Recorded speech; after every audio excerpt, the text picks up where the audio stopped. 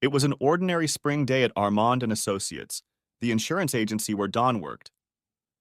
5 years ago, he had left a large office where 60 hours was considered an easy week. His current job was much more laid back, but the agency had a good reputation, which provided enough clients for Don and his family to make a good living.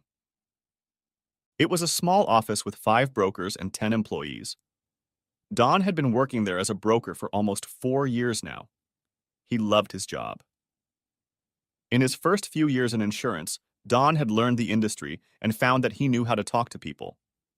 He especially liked the fact that he didn't have to use high-pressure sales tactics. People needed car and home insurance, and as long as his company provided decent rates, the coverage sold itself. In fact, it was the customer relationships that kept Don coming back. People liked Don's laid-back style. He spent a lot of time just keeping in touch with customers and making sure his company was meeting their needs. Although Don spent a lot of time on the phone, today's call was unusual. He received a call from a woman who called herself Terry and asked if they could meet. Don was more than happy to meet another potential client and asked if she could stop by the office. "I don't want to buy insurance, Mr. Primack, but I need to meet you. You don't know me, but I have information you should familiarize yourself with," she said. Don started to ask questions, but Terry was secretive. "This is a personal matter. It's not about business, and I'm not selling anything. Could you meet with me for a few minutes this afternoon?" Don thought it was strange and perhaps even dangerous to meet with someone like this, but the call was intriguing, and his curiosity was piqued. He spent a lot of time meeting and socializing with people, and over the years he'd made quite a few strange acquaintances. This Terry struck him as well-spoken and sincere. She was secretive, but he thought, "I'll have to go and find out what this is all about." The coffee shop was one of those neighborhood places, not a typical chain store. It was a place to sit and relax with a friend or two, mostly in comfortable cushioned chairs, but there were also a few tables and chairs for those who needed to work. In the late afternoon, the place was empty. 3 students sat at tables with books and papers spread around their laptops.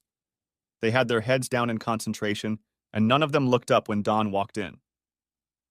He stopped a few feet from the door and looked around the room for Terry. Terry had said she would be wearing a green shirt, and she was easily spotted sitting in the far corner in one of the upholstered chairs. Don walked over to her. "Hello, I'm Don Primack." He extended his hand and shook it lightly. "Hello, I'm Terry Dixon," she said with a slight smile on her face. "Would you like some coffee before we talk?" "No, thank you. I don't have much time," Don said, in case he needed to make a quick getaway. He hated slick sales tactics, but he knew how to set up and carry on a conversation. Setting the person he was talking to up for an easy getaway was a comfort to both parties in case he had to end the conversation quickly. "Have we met before, Miss Dixon?" They had already established that fact in the previous phone conversation, but Don was just trying to bring Terry up to speed on the conversation. "No, we haven't met," Terry replied, but didn't elaborate. Don could see she was nervous. Don sat down in the comfortable chair across from Terry. "Okay, I'm curious. What are we meeting about today? Your phone call was very cryptic. How can I help you?" Don didn't know Terry, but he could clearly see that she was uncomfortable. Her eyes searched Don's eyes for several seconds. She seemed to be trying to get to know him better without speaking. Don smiled, trying to soothe her discomfort. "I don't need anything, Mr. Primack, but I have some information you should familiarize yourself with. We don't know each other. I don't think we've ever met, but our spouses both work for Devon Construction." The conversation paused for a few seconds. Terry and Don looked at each other. Don didn't know where this conversation would lead, but he had an unsettling feeling. The look on Terry's face expressed deep concern or maybe fear, and that look made Don uneasy. For a moment, they just stared at each other, trying to feel more at ease in this slightly tense atmosphere. Terry started to speak, but paused as if searching for a word. Then her voice became more determined. "I'll get right to the point, Mr. Primack. I have some bad news for you. I brought you here today to show you evidence from a private investigative firm I recently hired." Terry was silent for a few seconds, giving Dawn time to swallow this little bit of information. Dawn's previous uneasy feeling suddenly turned to fear. It had been a curious conversation so far, but now his mind was suddenly clear. Now he concentrated, trying to anticipate where this conversation would lead. Each of the roads he foresaw led where he didn't want to go. He looked intently into Terry's eyes. It was as if he was trying to see her words before she said them. He couldn't see her words, but he could see her sadness. "What's the evidence?" asked Dawn. "Well, as I said, I know that your wife works for Davin Construction, and my husband is the vice president of marketing for that company. I'm sorry to break this news to you, but your wife and my husband are having an affair." Suddenly, the room seemed to shrink. Dawn's eyes could still see, but there was nothing around him. His brain seemed to be running at 1,000,000 miles an hour, yet fixated on a single thought. Was Brenda cheating? For a few moments, his eyes stared into the void. Whatever visual information was coming into his eyes was not registering in his brain. After a few seconds, Dawn's consciousness started working again. Finally, he raised his eyes to Terry. His eyes searched her gaze for understanding, but he still saw only sadness. Dawn wasn't sure he could hold a coherent conversation. He didn't know what to say next. When Terry had first read the private investigator's report, it had broken her heart. Now her heart was breaking again as she watched Dawn's sadness and confusion. Terry sat like that for about a minute, giving Dawn time to comprehend what she had heard. "What do you mean by an affair?" asked Dawn. "What were they doing? For how long?" "The private investigator I hired believes the affair has been going on for about a year. They got the information from a couple of Devon construction employees who work with George and Brenda." Dawn realized that Terry knew his wife's name. That fact made a knot in his stomach. Apparently, they have lunch at least once a week. It didn't take the investigator long to determine they were going to a hotel near the office. Terry pulled an envelope from her purse and held it out across the table. "Here's everything," she said. "I don't have pictures of them together, but we've got audio. We also have phone calls, text messages, and email evidence. My private investigator has been very thorough."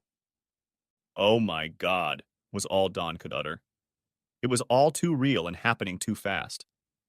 He hadn't been sure earlier what this meeting with Terry was for, but he certainly hadn't expected this. He was silent for a moment and stared at the envelope. The name Howard Investigative Service was prominently displayed on it. He had an idea of what was inside, but couldn't bring himself to take it out. Terry noticed Dawn looking at the envelope. "It's all in there," Terry said quietly. Dawn didn't know what to say back. He didn't know what to do next, but from what Terry was saying, she had the evidence. Her demeanor was so serious and her sadness so obvious that Dawn realized what she was saying must be true. Dawn couldn't believe that his wife could cheat on him and that she had been cheating for some time. Finally, he spoke up. "A whole year or more? How could I not have noticed it? There must have been some signs," Dawn said aloud, but not really addressing Terry. "I know. I didn't suspect George either. We've always been such a close couple. I was as shocked as you were, Mr. Primack. I only assigned him to investigate because someone from Davin Construction sent me an anonymous letter. Please, you can call me Dawn. May I call you Terry? We seem to have something in common." "Okay, Dawn. I plan to meet with George tomorrow, but I wanted you to know first. I'm sure your wife will find out about their exposure right after I meet with George." Her statement shocked Dawn somewhat. "Tomorrow? Why tomorrow? Can you wait a day or two and give me time to gather my thoughts? I need to think this through. I don't know what to do next and I need time to think. Could you wait a day or two?" "Okay, sure, Dawn. I can wait a few days. After all, I've known or suspected for weeks, but I don't want to wait too long. The investigative people told me that the lovers are planning a trip together in a couple weeks, and I'll be damned if I'm going to let them take a trip like two lovebirds." "Oh, wow. That must be the conference Brenda's been talking about for the last month. When is it?" I don't know if there's going to be an actual conference, but the private investigators said they have a 4-day cruise for adults booked starting on the 14th of this month." Dawn was still in a state of shock. How the hell could she do this? We have two small children? Terry placed the envelope in front of Dawn. This is your copy, Dawn. I warn you, it's hard to read. It's like a stab to the heart when you realize that someone you love is so deceitful and destructive. I'm so sorry to bring you this news. I wrote my cell phone number on the envelope. Call me when you have time to think about it. Terry seems so calm, Dawn thought, but immediately realized that she had known everything for a long time. He had just learned this terrible news, but he already realized that if it was true, his marriage was over. Thank you, Terry. I'll call you soon. Give me some time to digest all of this. Since I'm asking you to hold off on talking to George, I'm not going to see Brenda until I tell you I'm going to do it. I just don't know what I'm going to do right now. I have some planning to do. Dawn, I'm so mad at George for ruining our lives. You're in shock right now, but trust me, your emotions are about to turn to anger. I don't know how you plan to handle this, but I will not stay married to a man who cheats on me. I'm so angry I want to make him pay. I would love to get back at that selfish, cheating bastard. I just can't figure out how to do it. I guess I'll just confront him and then divorce him. And he probably won't care. He and Brenda will probably ride off into the sunset, and you and I will be left in the dust. If you have any ideas on how to make them pay, please let me know. Maybe we can send emails to the people they work with? Maybe we can use a private investigator to get more information? I'm just not sure that would work. I'm still working with an investigative firm. Make them pay? Questioned Dawn, looking around the coffee shop. Yeah, maybe I can come up with something for Terry. I'll think about it. It's all so confusing. Right now, I just don't know. I'm sorry to bring you such bad news today, Dawn, Terry said, getting up from her chair. Call me if you need anything. I'll talk to you soon. Terry left the cafe, and Dawn sat for another minute watching the students do their work. What the hell am I supposed to do now? Thought Dawn. Dawn sat down and stared at the envelope. Looking at what was inside was the last thing he wanted to do, but he knew it was the necessary next step forward. His way forward lay through this envelope. He reached across the table and began pulling out the papers, chuckling humorlessly at the irony of the situation. Looks like I'm doing my homework like everyone else here, he thought. But I have a feeling that this homework will almost certainly change my life. His thoughts turned to the kids. It was going to shatter their world. It was then that he fully realized that if what Terry had said was true, if the envelope proved that Brenda was having an affair, divorce was inevitable. He simply couldn't stay with a cheating wife. They didn't have a perfect marriage, but it wasn't a bad one either. What's more, up until today, Dawn thought it was pretty darn good. But apparently Brenda wasn't okay with that, and she didn't respect him enough to talk to him or even leave him for a lover. He wondered what part he had played in Brenda's infidelity. Had he been inattentive to her other needs? Dawn left work early, and Brenda wasn't expecting him home until a couple hours later, so he sat quietly and read the report with all its sordid details. It took him almost 2 hours to go through everything. There was a lot of information, and all of it was so incredible. There was a thumb drive with recordings of conversations that had also been transcribed into documents, and several pictures of them holding hands together and kissing. There were also pictures of them going in and out of hotels. All of this made Dawn uncomfortable. He looked around for a restroom in case he needed to jump up and throw up. By the time he finished reading, everything was crystal clear. Brenda was not a loving, caring wife and mother. She was not a mother who cared about the welfare of her family. She was a selfish, lying, cheating whore, and had been for over a year. Not only was she seeing her lover at least once a week, but they were together on 2 business trips as well. He felt like he knew her almost better than she knew herself, but in truth he had no idea what kind of person she was. 7 years ago, Dawn and Brenda had first met shortly after graduating from college. They both worked for a technology firm that provided inventory management services for large enterprises. Dawn began working on one of the many aspects of the company's services as an assistant product manager. Brenda had been with the company for about a year and worked in accounting. They first met at the company's holiday party in late December. The company was throwing a party downtown and it was a formal event. Brenda, you look beautiful when you dress up, Natalie said. Natalie was one of the many friends Brenda had already made at Davin Construction. She and a group of 5 girls decided to go to the party together. Thanks, Nat. I like to play dress up sometimes. Well, you cleaned up well, Bren. That red dress really suits you. It fits your shape perfectly. The guys are going to be all over you tonight, Nat said with a wink. Brenda wasn't sure how many guys would be looking in her direction, but she didn't mind. She didn't usually try to attract guys. With light brown straight hair and brown eyes, Brenda thought her face was pretty enough, but she had always considered herself a little chubby and didn't have a figure that seemed to attract guys. At 5 foot 4 inches tall, she wasn't as tall as Natalie, and guys seemed to really like short girls. Plus, she didn't often take the time to do her hair and makeup like the others. Brenda preferred to focus on work and go out with friends on the weekends. She was very outgoing, but she wasn't flashy like many around her. When they went out to bars and clubs, it seemed like guys were always more interested in the other girls in her group. Several times when guys hit on Brenda's friends, she got into a relationship with one of them. And more than once, she ended up in bed with a guy. But at a holiday party, Brenda caught Dawn's eye. She seemed so unassuming, standing with the rest of her friends. In his opinion, she was the prettiest of them all, and he wanted to meet her. Brenda saw Dawn walking toward her group. He was one of many who approached them with an offer to dance. She assumed it wouldn't be long before he asked Natalie or Teresa to dance, but as he got closer, he looked directly at her. "Would you like to dance?" Dawn asked, looking Brenda straight in the eye. Brenda was pleasantly surprised and agreed. After the dance was over, Dawn asked her to stay on the dance floor for one more. Soon, they had been together for over an hour. "You are a beautiful woman, and I would like to get to know you better," Dawn told her. "Can I get your phone number and call you sometime?" Brenda smiled and nodded. They walked back to the table, and Dawn handed Brenda his cell phone.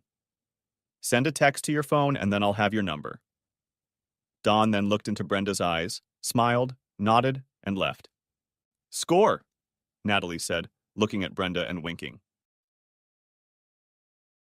Next chapter.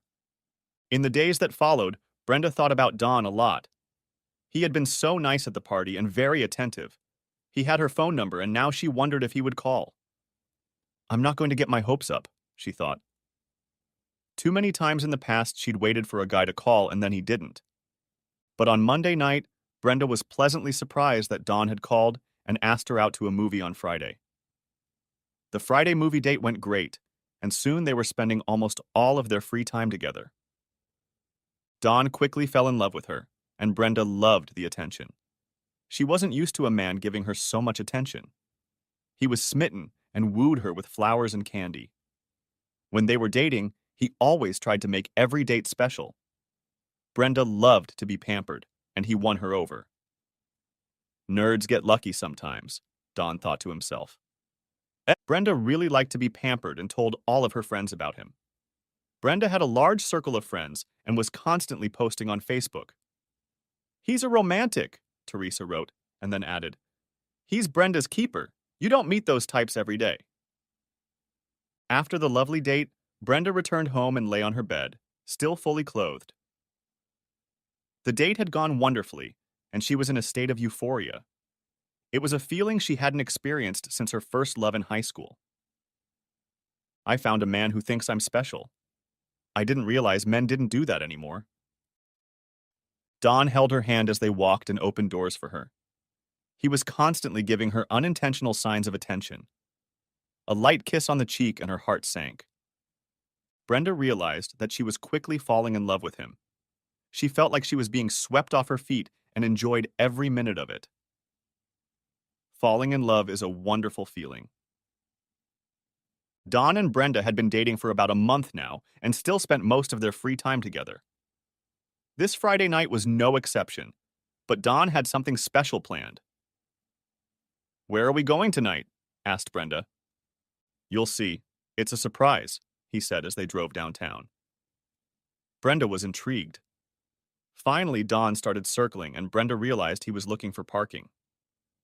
There are some spots over there, Brenda pointed out. A few minutes later, they were standing in front of the club. The sign said Blue October was performing there. Oh my goodness, Dawn. How do you know I'm a big fan of Blue October? Of course, I saw them among your favorites on your Facebook page, he said with a wide smile. Thanks, Dawn. I don't know how to thank you enough. Then she paused and adopted a serious expression. Yes, I do know how to thank you, but it will have to wait until later tonight. Brenda was smiling broadly now. Blue October had lived up to her expectations quite well, and they left the club after a wonderful evening. Later, they went to Brenda's house. Brenda wasn't shy, but with this guy wooing her, she was slower than usual. She didn't want to scare off a man who seemed to want a serious relationship. Still, when they got home, they got down to it. Next chapter. They were married in a simple ceremony attended by a large group of their friends and family. In addition to her family, Brenda's entire social circle attended the ceremony. For the next few months, Brenda was so happy and loved her married life. She was constantly dragging Dawn to events and parties and posting lots of pictures of their adventures. Brenda loved keeping people up to date on all the little happenings in their lives. She seemed to be very proud of her boyfriend, and it made Dawn feel special. He wondered if anyone really cared about the details of their lives, but she always got a lot of positive feedback on her Facebook posts. Dawn loved that she was so proud of their relationship and their life. Present tense. Terry had just returned from a meeting with Dawn and was sitting in the living room of her and George's big house. Vaulted ceiling, large fireplace running along the back wall. Terry lit the gas logs and sat looking at the flames, thinking about their life. 4 large bedrooms, a family room, and an exercise room all seemed too much now that the kids were gone. She thought about talking to George about moving. She felt they needed a change in their lives and routines. But now, of course, change was coming. George and Terry had been married for 26 years and had 2 grown children and 2 young grandchildren. Terry and George's family had been close friends for many years in their youth, so they had known each other since elementary school. Shortly after George earned his MBA, he returned home to visit his family. He had worked hard for 6 years straight, and now he had a document to prove it. He was a young man and felt at the top of his game, ready to embrace all that the world had to offer. Now, George's parents were as proud of their young man as 2 birds and threw a graduation party for him. The festivities were held outdoors in a large backyard. They hired a caterer, and everything was set up. Terry was excited to go with her parents. She hadn't seen George in years, but she had always liked him when they were young. Terry had been too young for him then, but he was always teasing and flirting with her. She remembered him telling her that she would be beautiful when she grew up, and that was when she first blushed at the boy's compliment. Now she was only 19, and George was 26. When they had first entered the backyard, George had immediately realized who she was. Although he hardly recognized the girl herself, standing there with her parents, he realized it must be Terry. She had indeed grown up to be gorgeous. She was tall, blonde, and very graceful. As she stood there being greeted by George's parents, he could see her calmness. Looking at her, George thought she looked like that German girl on the beer bottle. He couldn't take his eyes off her and walked right up to his parents. George looked her right in the eye and said, "Wow, look at you, all grown up." He started asking her about what she had been doing while both parents were leaving. It was obvious that they had some catching up to do, and the parents sensed where the couple's attention was directed. After the initial conversation, they dispersed through the crowd talking to other friends, but kept coming back to each other. Each time, George prepared an initial question so that he would always have a reason to approach her. At the party, Terry was fascinated by George. She felt that he paid special attention to her throughout the evening. Even though they were just friends, she was proud of him. He had obviously worked hard getting his degrees, and from what he said, had landed a good job in the San Francisco area. Later, George saw Terry and her parents talking to his parents. They had already reached the gate and were saying goodbye when George approached them. He stood next to Terry and quietly thanked her for coming. "It was good to see you again," I would have enjoyed it if we had more time to socialize. Would you mind having dinner tomorrow night? Terry smiled and looked him straight in the eye. She wanted him to know that she appreciated his request. Sure, that would be great, George. Over the next 2 weeks, they went on several dates. George made it clear that he liked Terry, and although they kissed at the end of each evening, on the last night they lingered for 15 minutes in his car as he dropped her off. Terry, I'm leaving for San Francisco, but I'm not forgetting about you. If you're ready for a long-distance relationship, I'd like to keep seeing you somehow. I know we'll find a way to make it work. It worked out, and they dated via email for the next year before deciding to make their relationship permanent. They married in a big wedding 18 months later, and Terry moved out west to be with George. They had now been married for 26 years.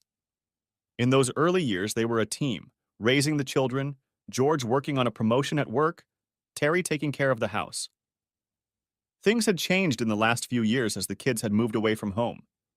They no longer had the same old family team spirit that they had in the early years. In addition, George had always had his sights set on a career, but had already realized that he probably wouldn't make it to the vice president position. These days, technical savvy was required, and he just didn't know how to work with complex technology. Sometimes it seemed like the young people were speaking Greek. George and Brenda had worked together since she started working at Davin Construction. George was vice president of marketing and was well established in the firm. Brenda worked in the finance group and as a vendor manager. Marketing would sometimes run promotions with vendors, and this regularly brought Brenda and George together at various meetings. Brenda was always talkative and smiling, and George found pleasure in flirting with her. He didn't actually flirt with the women in the office. He wasn't sure how many women would flirt back, but Brenda was a special case. They seemed to really get along well with each other. They'd had lunch together a few times over the past couple months, mostly with co-workers, but a couple times the two of them had lunch together.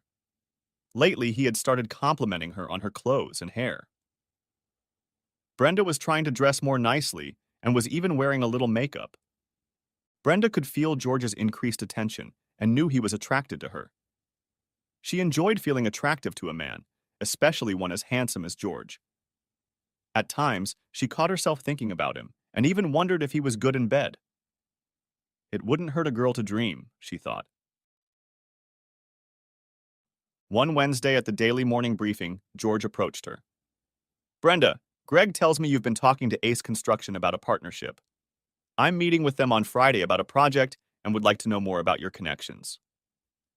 Brenda smiled. I'm busy tomorrow morning, but I can find time to meet with you in the afternoon. Would 4 p.m. work for you? I'm sorry, Brenda, but I have a meeting in the afternoon. George saw an opportunity to bond with Brenda and said, Could you have dinner tomorrow night? We could have a nice dinner and discuss the partnership with Ace. I promise to take you to a nice place. George smiled broadly. Brenda knew George had more than just the project on his mind. At the thought of going to dinner with him, she blushed slightly. She smiled and decided to tease him. George, I'm a married woman. I can't go out with you. He realized she was teasing. I promise to be a gentleman. At least during dinner, he said, and winked. Brenda knew she shouldn't flirt with a guy like that. After all, they were both married. But it was just dinner. What could it hurt? If you need to find out more about Ace, I guess dinner can't hurt, she tried to act nonchalant. As long as you take me somewhere nice, Brenda winked. Next chapter. The next morning, Brenda carefully selected her clothes and makeup. As dinner began, Brenda felt guilty. They were at one of the best restaurants in the area, and she was there with another man. With a man who liked her and had been flirting with her for months. It felt like cheating. But Brenda tried not to think about it. George was such a gentleman. He was so sophisticated and easy to talk to. She didn't plan to do anything but eat dinner. Soon she relaxed, and they began to enjoy their conversation. Brenda, you look beautiful tonight. Brenda blushed. Thank you, George. Yeah, man. Eventually, they began to touch each other with their hands, talking across the table. Brenda could feel her heart pounding. She could feel that she was wanted, just like she had been years ago with Dawn. Why does George want me? Thought Brenda. After all, he's good-looking and can get women much prettier than me. Brenda had always considered herself average in looks. She didn't like to wear makeup, and she had a few extra pounds. But as she sat at the table and he looked at her, she saw desire in his eyes. I'm not going to let this go any farther, Brenda thought. I love Dawn. Over the next few weeks, George went out of his way to talk to Brenda at work. She knew he was interested in her and enjoyed the secret excitement of her budding relationship with him. But Brenda wasn't sure if he would ask her out again. It had been about a month since their dinner, and he still hadn't mentioned that they were dating again. Finally, one day he stopped by her office. Brenda, could we talk again over dinner? Brenda couldn't help herself. She was ecstatic. He really wanted her, and she felt as giddy as a schoolgirl. Of course, George, I'd be delighted to dine with you again. At the second dinner, George again told her what a beautiful woman she was and held her hand. They talked about their likes and dislikes and found that they had much in common. They had a wonderful dinner, and George kept reaching across the table and holding her hand.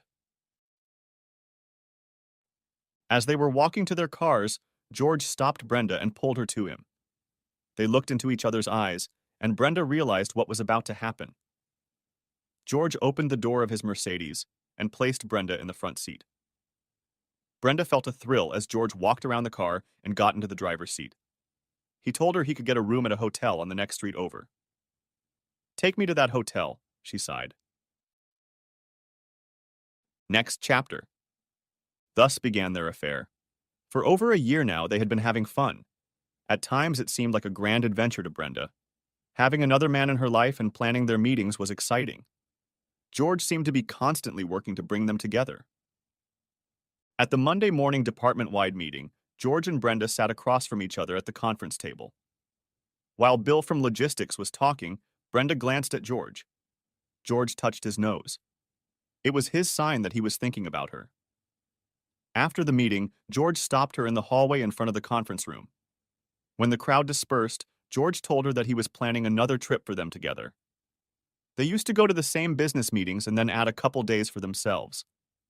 This time, he told her, it will be just for them. They're going on an adult cruise. Brenda nearly choked with excitement. Wow, George, a cruise! That sounds so decadent. Are you sure we can handle it? Don't worry. I have a great plan and we'll have a wonderful time. Brenda loved Dawn and adored the two children, but she knew that an affair could lead to serious trouble, so she promised herself to be careful. Things were so confusing that Brenda felt like she was living in a spy novel. She would travel to meet with clients, and George would fly into the same city, and they would have fun on their own time in different cities. Dawn and Terry suspected nothing until one night Terry smelled a woman's perfume on George.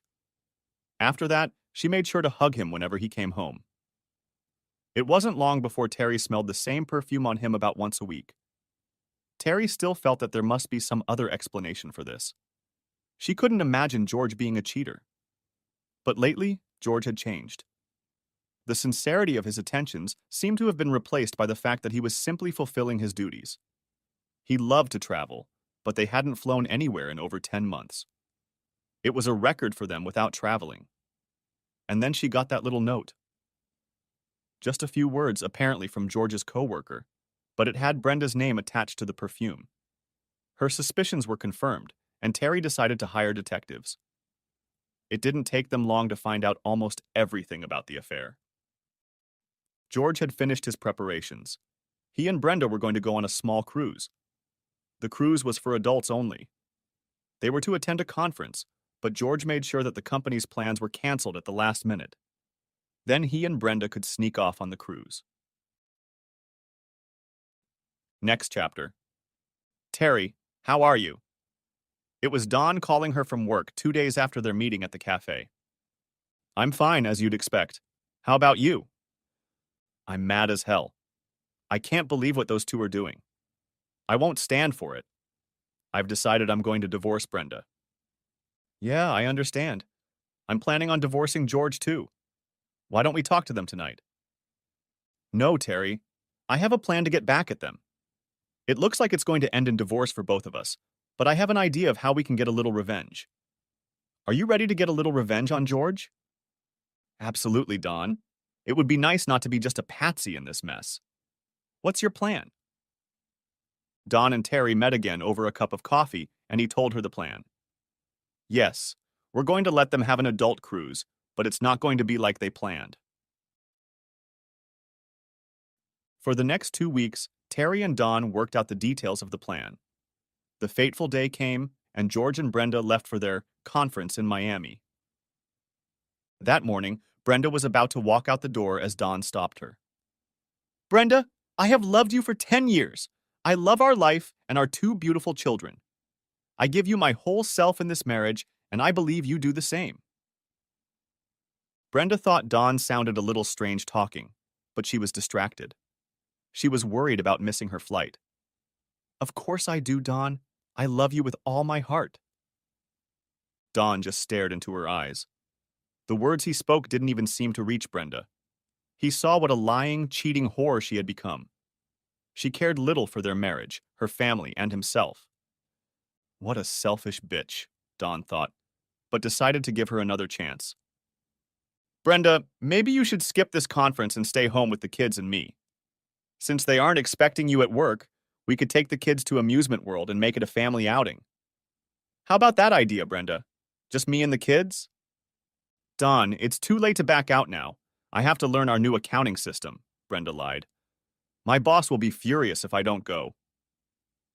Don looked at her with regret. He knew it was just another of her many lies. Lies like she'd been telling all last year. Screw her, he thought, and looked directly at her. Have a wonderful time, Brenda. Next chapter. George and Brenda were on their cruise ship waiting for it to depart. Brenda called Don. I'm here at the hotel for a conference. It's going to be busy days, but I'll try to call you in the evenings. I love you, Don. It was a short call, and Don realized they couldn't wait to get to their cabin as soon as possible. George and Brenda didn't realize that they were already being watched and photographed by two private investigators. Within a couple hours, they were already sending pictures to Don and Terry from the ship. Soon, Don began receiving pictures of his wife cheating on him with George at the pool. Don put the plan into action. He called Terry and told her it was time to temporarily disconnect George's cell phone. They both had joint calling plans, and the phone companies were more than willing to suspend service to George and Brenda's phones. So, let's start the game, said Don aloud. He logged into Brenda's Facebook account. Logging in was easy.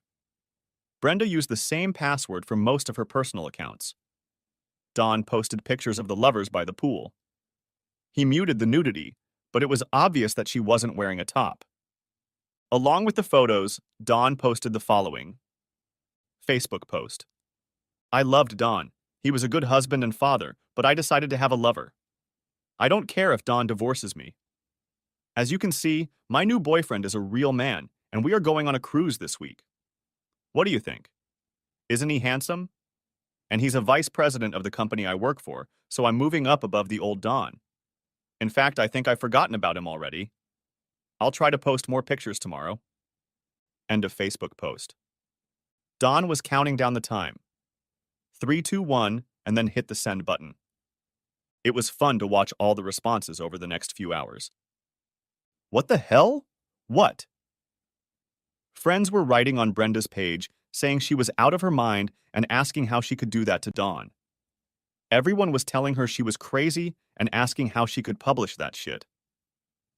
Most of the replies to the post had just one word: disconnected from friends. It worked out just as he'd planned. Don didn't know how long it would be before someone found a way to contact Brenda, but with her phone disconnected, it wasn't going to be easy. A few hours later, Don's phone rang. It was Brenda's sister, Carla. Carla had always liked Don. Hi, how are you, Carla? No, I haven't heard from Brenda since last night. She's at a conference in Florida. No, I haven't heard anything unusual. Everything's fine. Should I be worried? Okay, I'll tell her you called. Yes, I expect her to call tonight. Okay, bye. And Carla said she would call Brenda and then call Dawn back. Dawn texted Terry and told her that he had made Brenda's first Facebook post. Go check it out, he suggested. Here's the link to her page. At that, Dawn disconnected the phone and went to bed. Waking up the next morning, Dawn got the kids ready for school and turned on his phone. Carla left a message saying she couldn't reach Brenda and asking if he had heard from her. Brenda also left a message from an unknown number. She said that for some reason her phone was dead, so she had borrowed a coworker's phone and would try to contact him tomorrow night when her conference activities were over. Dawn knew that Brenda, at least at this point, didn't know what was going on at home. Later in the afternoon, he received a message from the PI team that George and Brenda had left the ship and were now on the beach. Shortly after that message, pictures appeared.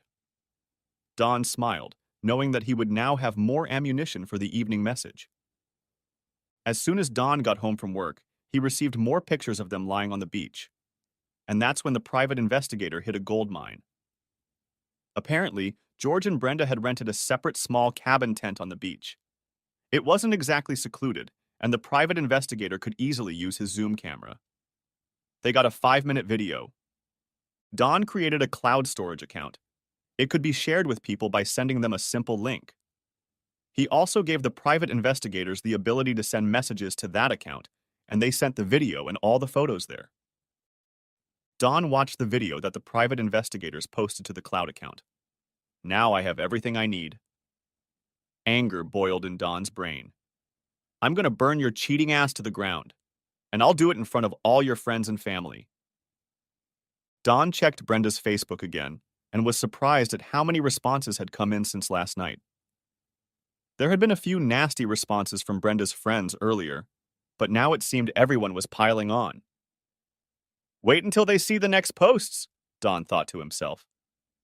Dawn posted a few more pictures and then wrote like he was Brenda again. Facebook post. Why is everyone so mad? George, my new lover, is a nice guy and very rich. To show you what kind of lover George is, I'm going to post all the pictures and the new video we shot to my cloud account. I think it turned out pretty good. Take a look and let me know what you think. Oh, by the way, I haven't told Dawn about all of this yet, so please, Mom. To see my photos and videos, just go to... Then the cloud account web address was added. End of Facebook post. Okay, Dawn thought to himself. This should put an end to all illusions about Brenda as a loving wife and partner. Now everyone will know she's a cheating wife who doesn't care about her husband or her family. Now I have a lot to do, Dawn thought. He made an appointment with a divorce attorney for the next day. He went to the bank, withdrew half the money, and put it in a separate account. In the evening, he canceled all the credit cards. An hour later, Carla was already on the phone with Dawn. Oh my God, Dawn, Brenda's lost her mind. I assume you've already seen her Facebook posts? Yes, Carla. I saw them this morning. Why didn't you tell me what was going on last night? I wasn't sure what was really going on. I couldn't believe Brenda made that post. Dawn, have you seen her latest posts? Dawn wanted to confess everything to Carla, but he needed a little more time. No, Carla. I've decided I don't want to see anything more from that whore sister of yours. I'm sorry. I'm taking out my anger on you. It's just that she stabbed me in the back, and I'm done with her. Dawn, she posted more pictures and a link. She even posted a video. Is she out of her mind? How could she do this to you? Everyone is calling me because they can't reach her. Dawn, I have to ask you this. Is she getting back at you? She caught you cheating and this is her revenge? No way, Carla. I swear to God I have never, not once, cheated on her. I don't know why she wants to be a whore, but apparently she does and she wants everyone to know it. Have you been able to get in touch with her? What does she say? No, Dawn. Her phone is still going to voicemail. I tried calling the cruise line. They said Brenda Primack is not registered on board. Do you know this George's last name, Dawn? Obviously, she must be registered under his name. No, Carla, I don't, and I don't care either. I don't care if she never comes back.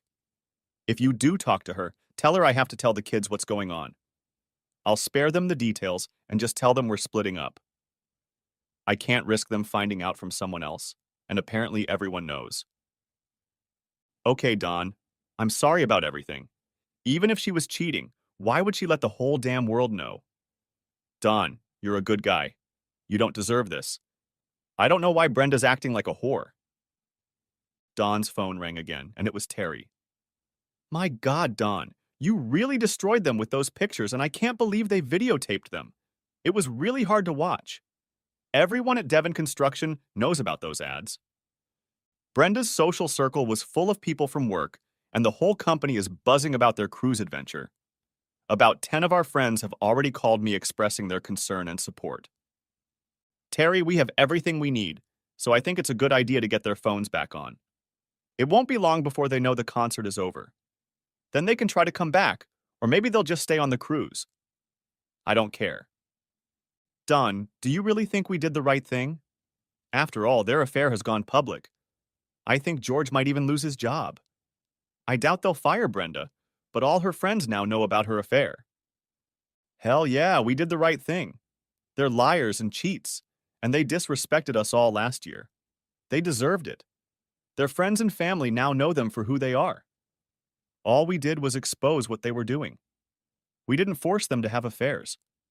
Call me cold Terry, but I'd give them more if I could figure out how to burn them even more. I'll divorce that bitch so fast it'll make her head swim. To hell with her. To hell with them. Don, I've loved George for so long. It's just hard to realize it's over. Terry, I would understand if Brenda came to me and told me she wanted to move on with her life or wanted a divorce to find another man. It would be hurtful, but she would respect me and I would respect her wishes. But the way they go on with their lives. They went on a cruise together for goodness sake. It's like they're rubbing our noses in it. They were out there having fun on some sandy beach while I watched the kids and went to work. Terry, you're a wonderful woman. You raised your children and now you spoil your grandchildren. What did George do to you? He pushed you aside when he thought he could get some young woman. With your looks, you could have had all the men you wanted, but did he? Terry, let me ask you this. Did you ever cheat on George during your marriage? No, Don, I didn't. Well then, here goes. I'm sure you've received a lot of courtship in your time. I'm sure many men flirted with you, hoping it would lead to something, but it didn't. You committed yourself to marriage and now you got stabbed in the back for it. My advice to you is to get a good lawyer and do the paperwork. I'm meeting with my lawyers tomorrow. I've already started the divorce, Don. I've already talked to them and they're preparing the preliminary papers. Good for you, Terry. I know you're right, Don. It's just hard to believe my life will be so different now. But I guess the other one will be better. Better because the life I lived was an illusion. The reality is that George doesn't really love me and is having fun with other women. You're right, Don. Screw George. To hell with both of them. I hope they rot in hell. Okay, Don. I'll call the phone company and tell them to put George's number back on. I'll also call the private investigators firm and let them know their work is done. That night, after putting the kids to bed, Don watched SportsCenter and finished his second helping of deliciously sweet rum and coke. The phone rang. It was Brenda calling. Don sent the receiver to voicemail. For the next 2 hours, Brenda tried to call Don about every 15 minutes. Apparently, she was leaving voicemails as well, because Don could see the number of them growing.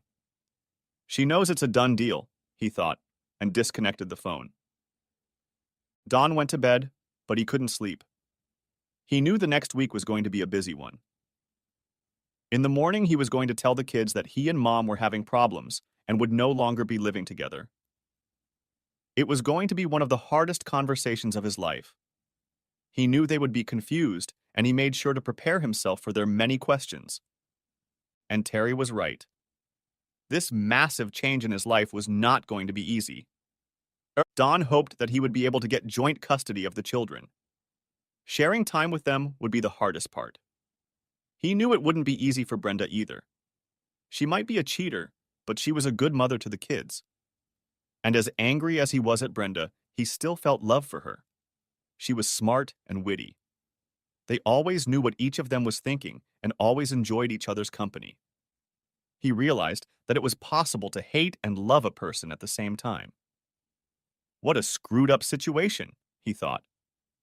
Don just wished her cheating had never happened. He knew Brenda craved attention, and that probably made her easy prey for someone like George. He knew she needed help to some extent, but he never thought of her as selfish. God, my opinion of Brenda has changed in the last few weeks. She really is selfish. She actively takes advantage of everything I have to give and then does whatever she wants. She doesn't care about me or my feelings, Don thought to himself. I'm just helping her raise the kids, helping around the house. Looking back, Don couldn't understand why he hadn't noticed this before. Had he really been blinded by love for 10 years? How could he have been so stupid? I'll never let it happen again, Don thought. I believed she was the person I would grow old with. What a pipe dream. I was an idiot. Next chapter. Brenda's phone lay on the counter in their cabin on charge and hadn't made a sound for the past 3 days. Now, shortly after the cruise headed back to the States, the phone started making different noises. She picked it up and realized it was working again. What the hell? I seem to have 23 messages. Both Brenda and George realized this was not good news. What's going on, Brenda? Why do you have so many messages? Oh God, I hope nothing happened to the kids. Brenda began to panic. She saw that many of the messages were from her sister, but none from Dawn. Not knowing how to feel about it, she pressed a button and the phone dialed Carla's number.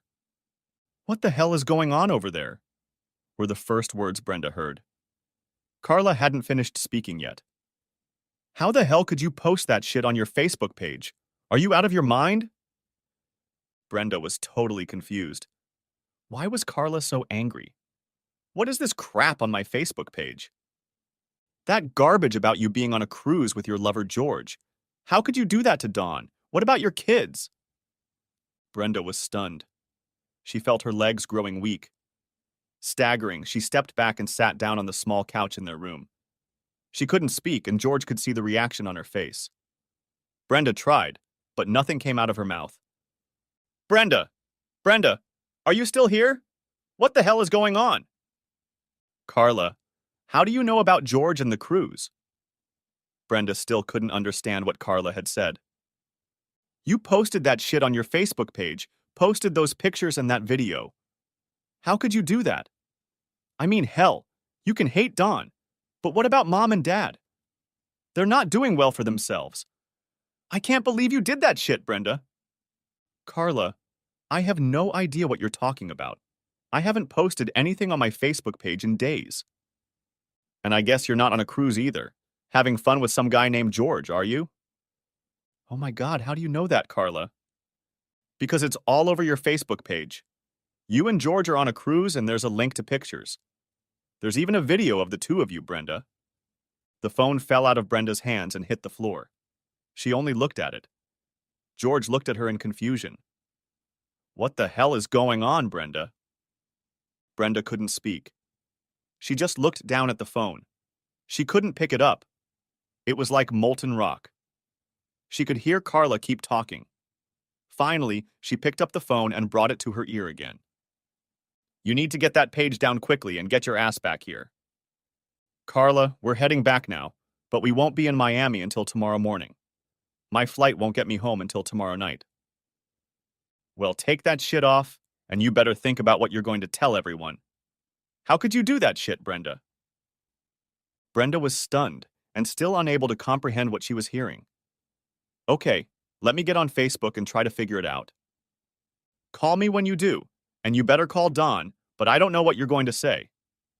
Bye. Brenda hung up.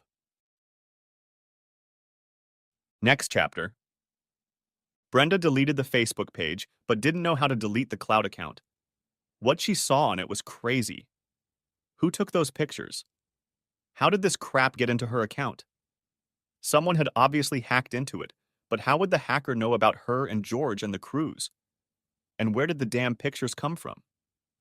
This hacker also supplied the posts with outrageous comments and was clearly trying to make her look like some kind of slut. I actually do look like a slut, Brenda thought to herself, and it makes me look so cruel and disrespectful to Dawn and our marriage. She looked at her friends. They were less than 75. More than half of her former friends had removed themselves from her friends. My God, everyone thinks I'm some kind of cruel, evil person, and now they all hate me. Brenda decided that the 75 remaining friends just hadn't logged into her Facebook account yet. My life is ruined. What about Don and the kids? Don should know. Why hasn't he left a single message? He must hate me for what I did. How am I supposed to fix this now? And everyone at Davin Construction must know that I'm having an affair with George, the VP of marketing. God, their lives were ruined. George looked devastated. He put the pieces together. Someone was watching us, Brenda. Don must have known what we were up to and hired an investigative service. He's the hacker who posted those pictures on your account. No, George, that can't be. He would have to truly hate me to destroy me in front of all my friends and family. He's not that cruel. Brenda, think about it. How else would those pictures have gotten on your pages? And he knew about me. I've been mentioned in messages as the vice president of marketing. He knows a lot of your friends work with us, and he knew the rumors would reach Terry. I'm afraid we're both totally screwed. Brenda sat in stunned silence. Don must have found out, and in his anger tried to destroy me. And he did pretty well at it, she thought. Both she and George were probably out of work, and all her friends knew she'd cheated on her husband. And what about her children? She hoped they wouldn't be too affected by this. Now they're stuck on this damn ship, waiting for it to slowly make its way back to the States. The cruise had suddenly turned into a hellish nightmare. This is going to be the longest 24 hours of my life, they both thought. They both felt like they were on a ship sailing toward their mutual doom. And they sat in the room most of the evening without speaking, and only went out to the buffet for dinner. George, how could Don do that? Well, you were on a cruise and having fun with some other guy, George said dejectedly. I hope by some miracle Terry didn't find out about it. Screw you, George. What about my marriage? A lot of my buddy friends work at Devon Construction. The whole company has to know, and Terry too. Do you think we'll lose our jobs? I don't know, Brenda. I don't even want to think about it right now. Just thinking about what Brenda had said made George numb. He just sat there with a blank expression on his face and remained silent. They both knew what awaited them upon their return. Their lives were rolling into the abyss, and all they had to do was sit still as the boat slowly made its way back to Miami. George, I don't want to, but I just have to call Don. I have to tell him this whole thing was a mistake and find out if he posted this crap. That evening, Brenda repeatedly tried to call Don, but he didn't answer. The next morning she tried calling again, but thought he was avoiding her. She was surprised when he answered on the second call. Hi, Brenda. How's your conference going? Don, you know very well I'm not at the conference. I know you've seen my Facebook page. In fact, you're the one who posted that shit, aren't you? How the hell could you do that? Brenda was so angry she gritted her teeth. Click! Don hung up. Brenda tried to call him back, but he didn't answer. She kept calling, and about 15 minutes later he answered again. Listen, Brenda, I don't care how that shit got on your page. I want to talk about the fact that you left me and the kids at home while you went on some cruise and partied with your boyfriend on the beach. Brenda didn't know what to say to that. She knew that if she brought up the post again, he would hang up on her. Her anger subsided as she considered her next words. Don, I'm so sorry. I don't know what I was thinking. I don't love him, and I don't want us to break up. I need to... Brenda, I don't care what you need. I need to understand how you could do this to your family. Why do you think this behavior is acceptable? Don could hear her crying. Brenda, I don't need to hear you cry. I need you to explain why you did what you did. Brenda could only sob. Oh my God, Don. Oh my God. Her words were hard to make out, but he was able to make out something like she had to find a way to make things right. Brenda, just get your ass home and we'll work it out. Don knew he was lying. He knew the only way out was divorce, but for some reason he was trying to make it a little easier for her. Okay, Don. I'm really sorry. I really do love you.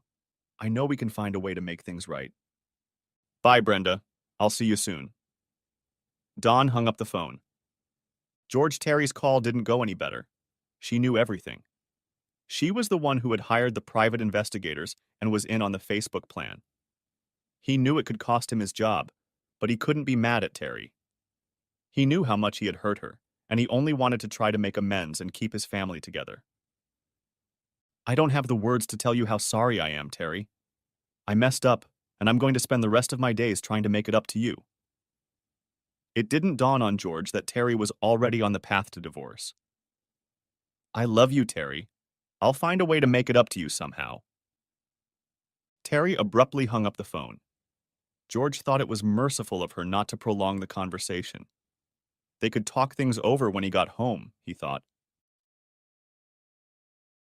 24 hours later, George and Brenda were passing through the last security checkpoint and heading for baggage claim. Standing off to the side of the exit were many nicely dressed drivers holding small signs with people's names on them. George and Brenda were not paying attention to them when two men, also dressed in nice suits, emerged from the crowd. George looked at them questioningly, knowing he hadn't ordered a limo to take them home. Are you George Carlson? One of the men asked. The other looked at Brenda. And you're Brenda Primack? Both nodded, still somewhat confused. Both men simultaneously reached into the leather cases they were carrying, pulled out large envelopes, and held them out to George and Brenda. You have been served, they said in unison. Part 2. Brenda's story. Oh my God, what a bloody nightmare. I'm stuck on a ship and the world is collapsing around me. I was on the balcony of my room, standing at the railing and looking out at the ocean. I could see that we were moving. I could see the cruise ship splitting the water, but it still felt like we were standing still. It's going to take forever for that damn ship to get back to Miami. It's still hard to believe that Don not only found out about my cheating, but he posted it to everyone online. I've always loved Facebook and my social connections, but Don used them against me to get back at me for cheating on him. He made me look like a total slut who doesn't care about my husband and family. I know it was wrong to cheat on him, but it was just, I don't know, just an adventure. I still loved Don and I still loved my kids. George and I were followed by private investigators who took secret photos and even videotaped us in the most compromising situations. And that message Don wrote on Facebook made it look like I wrote it myself. It made me look like a heartless bitch. How could I have been so stupid? What was I thinking? How could I believe Don wouldn't find out? First, George seduces me, and we start sleeping together. Then we go on business trips together, and finally this stupid cruise. I looked at the water again. Same water, same wave. And it still felt like the boat wasn't moving. Now I was stuck in this room with the last person on Earth I wanted to see. George. I knew this nightmare was just beginning. I knew it would erupt in full force when I got home, but I wanted to be there so badly. This slow drive back was killing me. Although it was hard to think logically, I knew I had to use this time wisely to start thinking about what I would tell Don and how I could save my marriage. God, Don must be pissed. He posted that shit on Facebook and now the whole world knows about it. That bastard should have just met me. He obviously knew what was going on. He should have kept me from taking that stupid trip. Instead, he hired a private investigator to follow me around and take pictures. He just wanted to show me he was in control and get revenge for what I was doing. Damn, I wanted to kill him so badly, but my thoughts kept coming back to the reality of what I had done. My stupid behavior wasn't Don's fault. Finding out I was having an affair must have really upset him terribly. Now I needed to go home and deal with the consequences. I needed to delete that crap from Facebook and then make sure Don knew it was all a big mistake. I need to convince him that it will never happen again. I know it will take a long time to repair the damage, but I will endure because I love Don and I want to keep our family intact. But this nightmare was even more than just the damage to my marriage.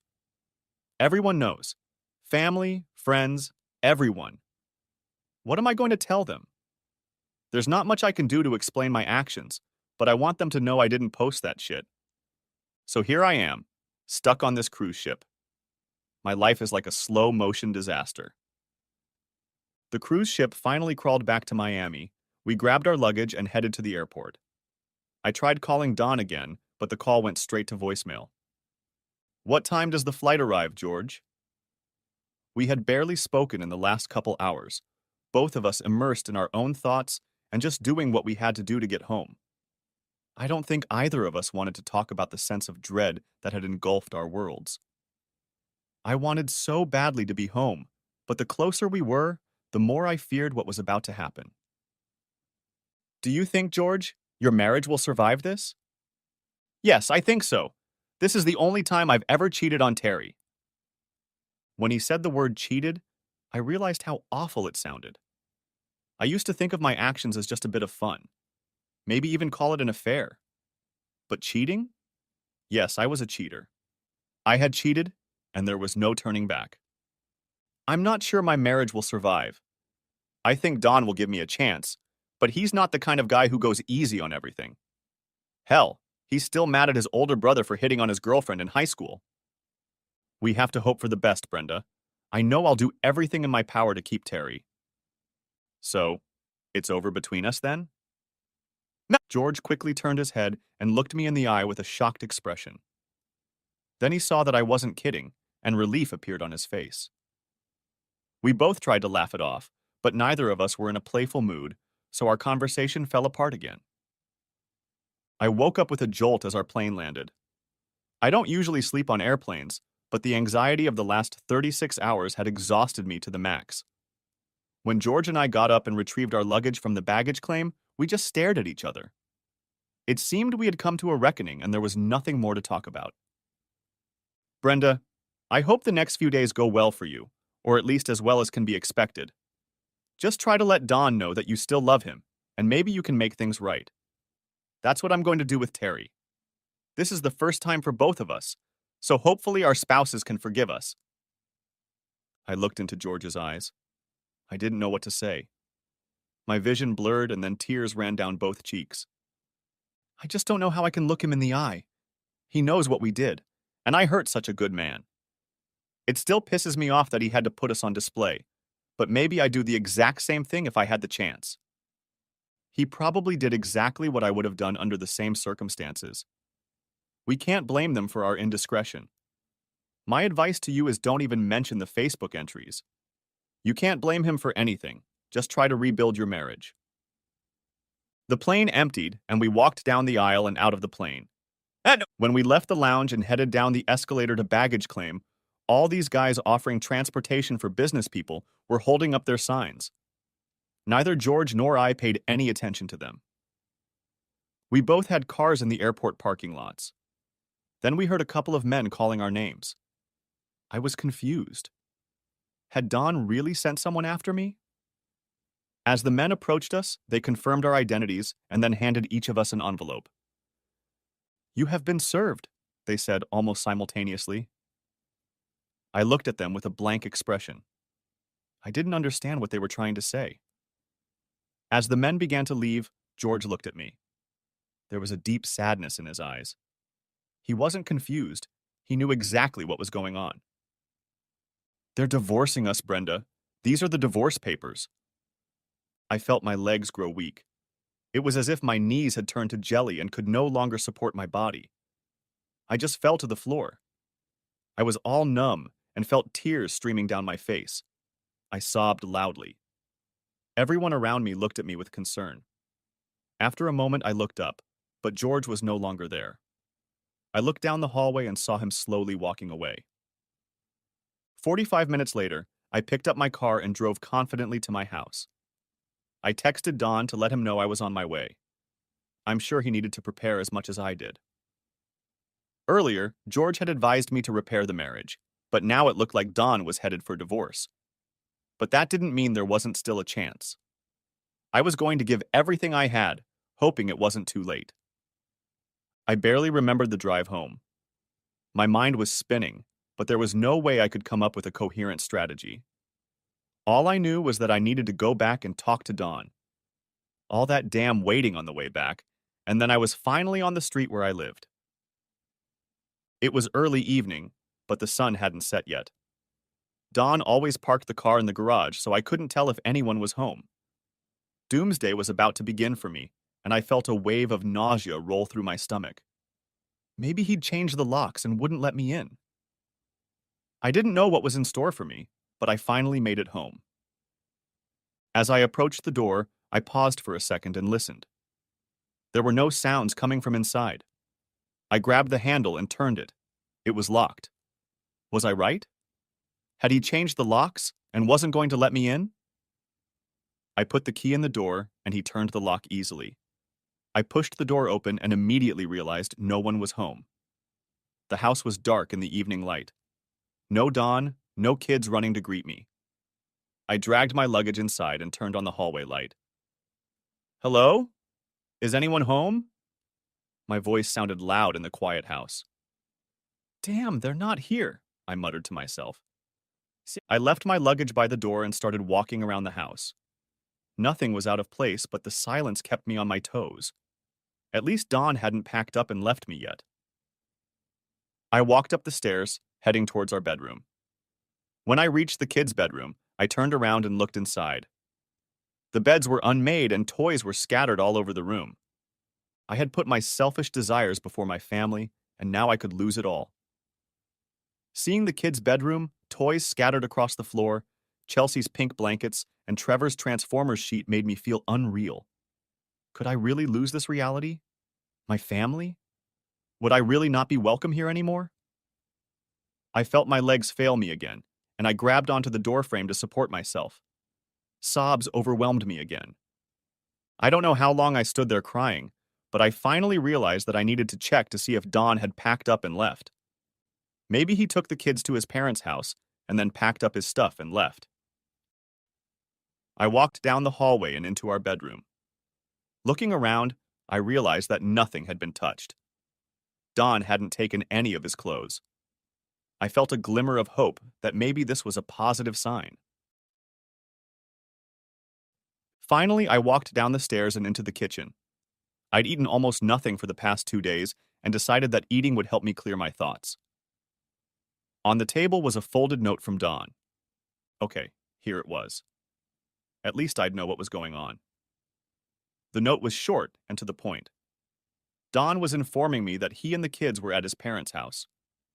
Tomorrow is Sunday, and he said he'd stop by in the morning so we could talk, and then I could see the kids in the afternoon. Oh my God. I had to wait even longer. Why is Dawn doing this to me? It seemed like this punishment was going on indefinitely, although deep down I knew it was probably just beginning. I knew our conversation would be brutal, but I was determined to endure it and let him know that I still loved him. I had never stopped loving Dawn, but somehow I had found myself caught up in George's advances. I knew I needed to delete this crap from Facebook, so I went to our home office and logged into my account. Looking at what Dawn had written, and in a way that made it look like I had written it, I was beyond mad. I knew I had hurt him, but damn it, he had just destroyed me with his postings. It made me look like a total uncaring slut. I deleted the post and decided I needed to post an explanation. Facebook post. I just wanted everyone to know that I didn't make the posts you've seen recently. My account was hacked. Yes, I did a horrible thing. I had an affair with a man and I'm not proud of it, but I certainly didn't post the evidence in public. I'm sorry you had to witness that. End of Facebook post. I logged off the computer and walked up the stairs to my bedroom. I didn't even have the energy to lift my luggage. I collapsed on my bed, still in my clothes, and started crying again until I finally, somehow, fell asleep. The next morning I woke up in my clothes, but I had managed to get under the covers overnight. The clock showed only 7 in the morning, but I didn't know what time Dawn was coming in, so I crawled out of bed. It was only then that I realized I was still wearing yesterday's clothes. I undressed and went to the bathroom. Everything around me felt strange. Being in my house alone. Showering in an empty house on a Sunday morning. The wistful feeling of having messed up my life returned, but now I wasn't crying. I was more in shock that Dawn was coming soon, and I had no idea what I would say, and more importantly, what he would say. Would he consider not divorcing me? I realized that I still hadn't looked at the papers I had been handed. What were his terms? I should have at least familiarized myself with them before he showed up. That thought gave me purpose for the morning. After taking a shower, I went down to the kitchen and made coffee and toast. Butter and strawberry jelly on toast was always my favorite, and after failing last night, I almost gulped down the food. I pulled out the newspapers and started going over what might become of my life. I'm no lawyer, and there was a lot of legal nonsense in the papers, but it looked like he wanted 50/50th joint custody of the kids. We'd split the proceeds of the house. Damn, this is what 9 years of marriage has come to. I felt like I was reading a death certificate. I knew I had to find a way to somehow slow down Don's attack. I might have to get a lawyer to review these documents. I started to go back to them to examine them in more detail when suddenly I heard Don walk through the front door. I pushed myself away from the table and rushed into the living room. Don, you're here! I couldn't think of anything else to say. We just stared at each other as I moved toward him and opened my arms.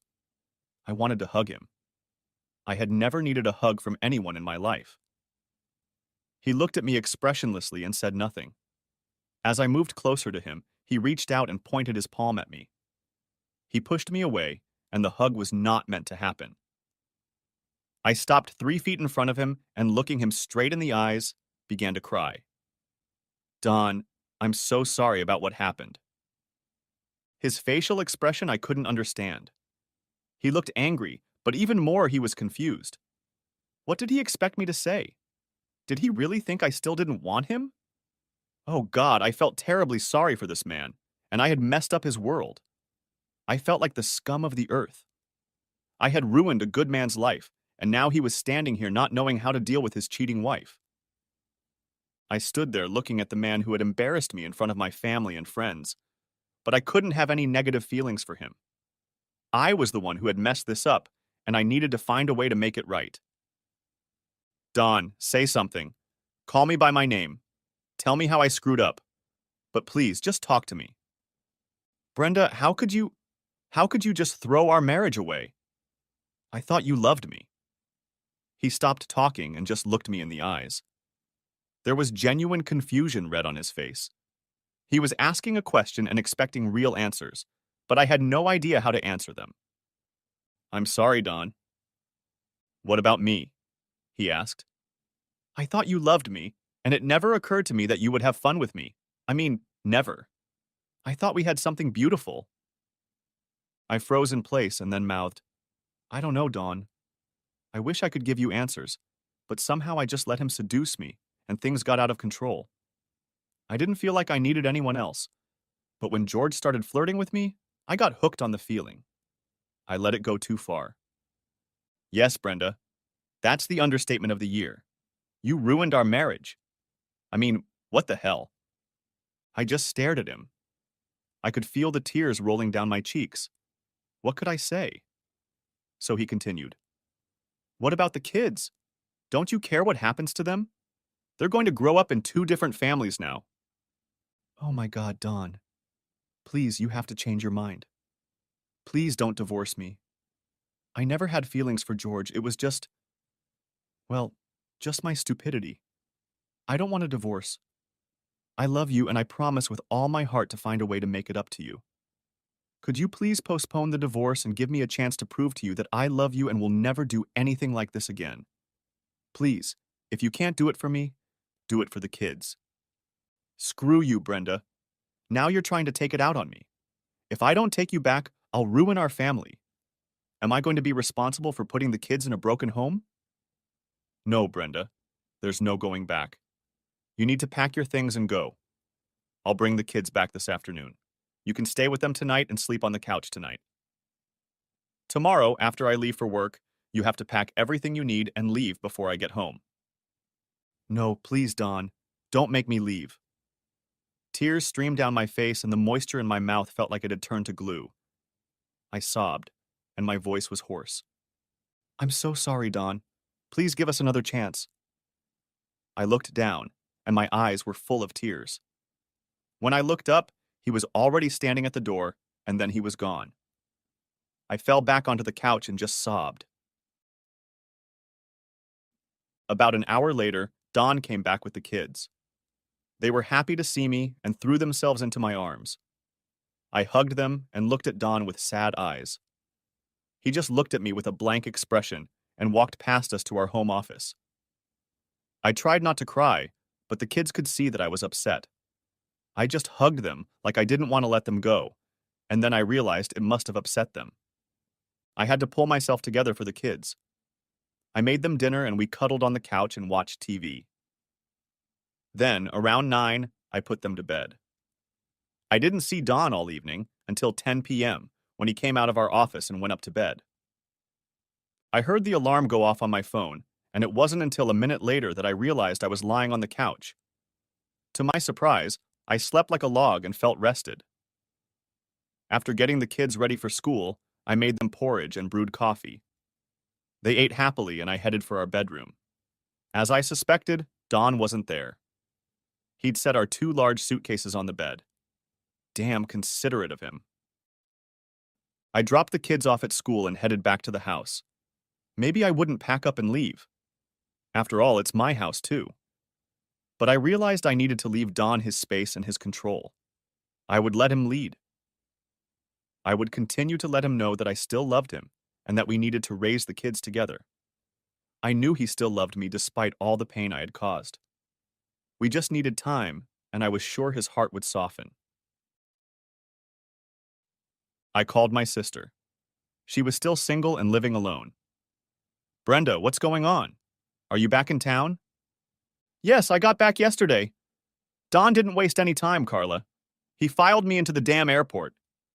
I still think we can work things out, but he's very, very angry. He wants me out of the house. Can I stay with you for a while? Sure, I guess. Her answer was somewhat hesitant, and I wondered if my sister despised me for what I had done. I didn't think she really hated me, but maybe she didn't like me at the moment? Thanks, Carla. I'll come over after work, assuming I still have a job, of course. I was surprised when I walked through the door at work. I don't know what I expected, but it was fine, except for the stares and outright molestation I was getting from many of the coworkers. The day went by productively enough. I had a bunch of emails to deal with and needed to reconnect with a few associates who had left messages. During lunch, I wanted to avoid everyone, so I went to a fast food place and ate alone. All day at work, I waited for my phone to ring and to be called into my boss's office, but the call never came. I saw him in the middle of the day during a meeting. After it was over, he looked at me and asked if I had regained my energy after being absent the previous week, and then mentioned that we had a lot of work to do at the end of the week to prepare for an important partnership proposal that was close to being finalized. What the heck? They weren't going to fire me? It's like they weren't even going to talk to me. I know everyone here knew about what had happened between George and me, and there was no point in them not at least reprimanding me. I found out later that week when I finally got to talk to George. He told me that they had made an agreement. We weren't going to be fired. He was forfeiting his annual bonus and going on a 1-year probationary period. They weren't going to do anything to me because they were afraid I'd sue them. I guess they just wanted it to be over as soon as possible. George also told me that he and Terry were trying to work things out. Since this was the first time he had cheated, she was going to give him a second chance. Terry put off the divorce while they went to counseling. Good for you, George. I wish Don was in the same forgiving mood. He won't even talk to me. Don gave me his lawyer's number and hardly spoke to me after our first conversation. A couple days after I got back, I moved a bunch of my stuff over to my sister's place. I was hoping that by giving Don some space and letting him know that I wasn't trying to control the situation, he would soften up and start talking to me. One week, I took my kids out to dinner. We went to one of those McDonald's that has a playground, and they enjoyed sliding down the slides and climbing on the net. As I sat there watching them, the sadness of the situation overwhelmed my mind, and I felt myself starting to cry.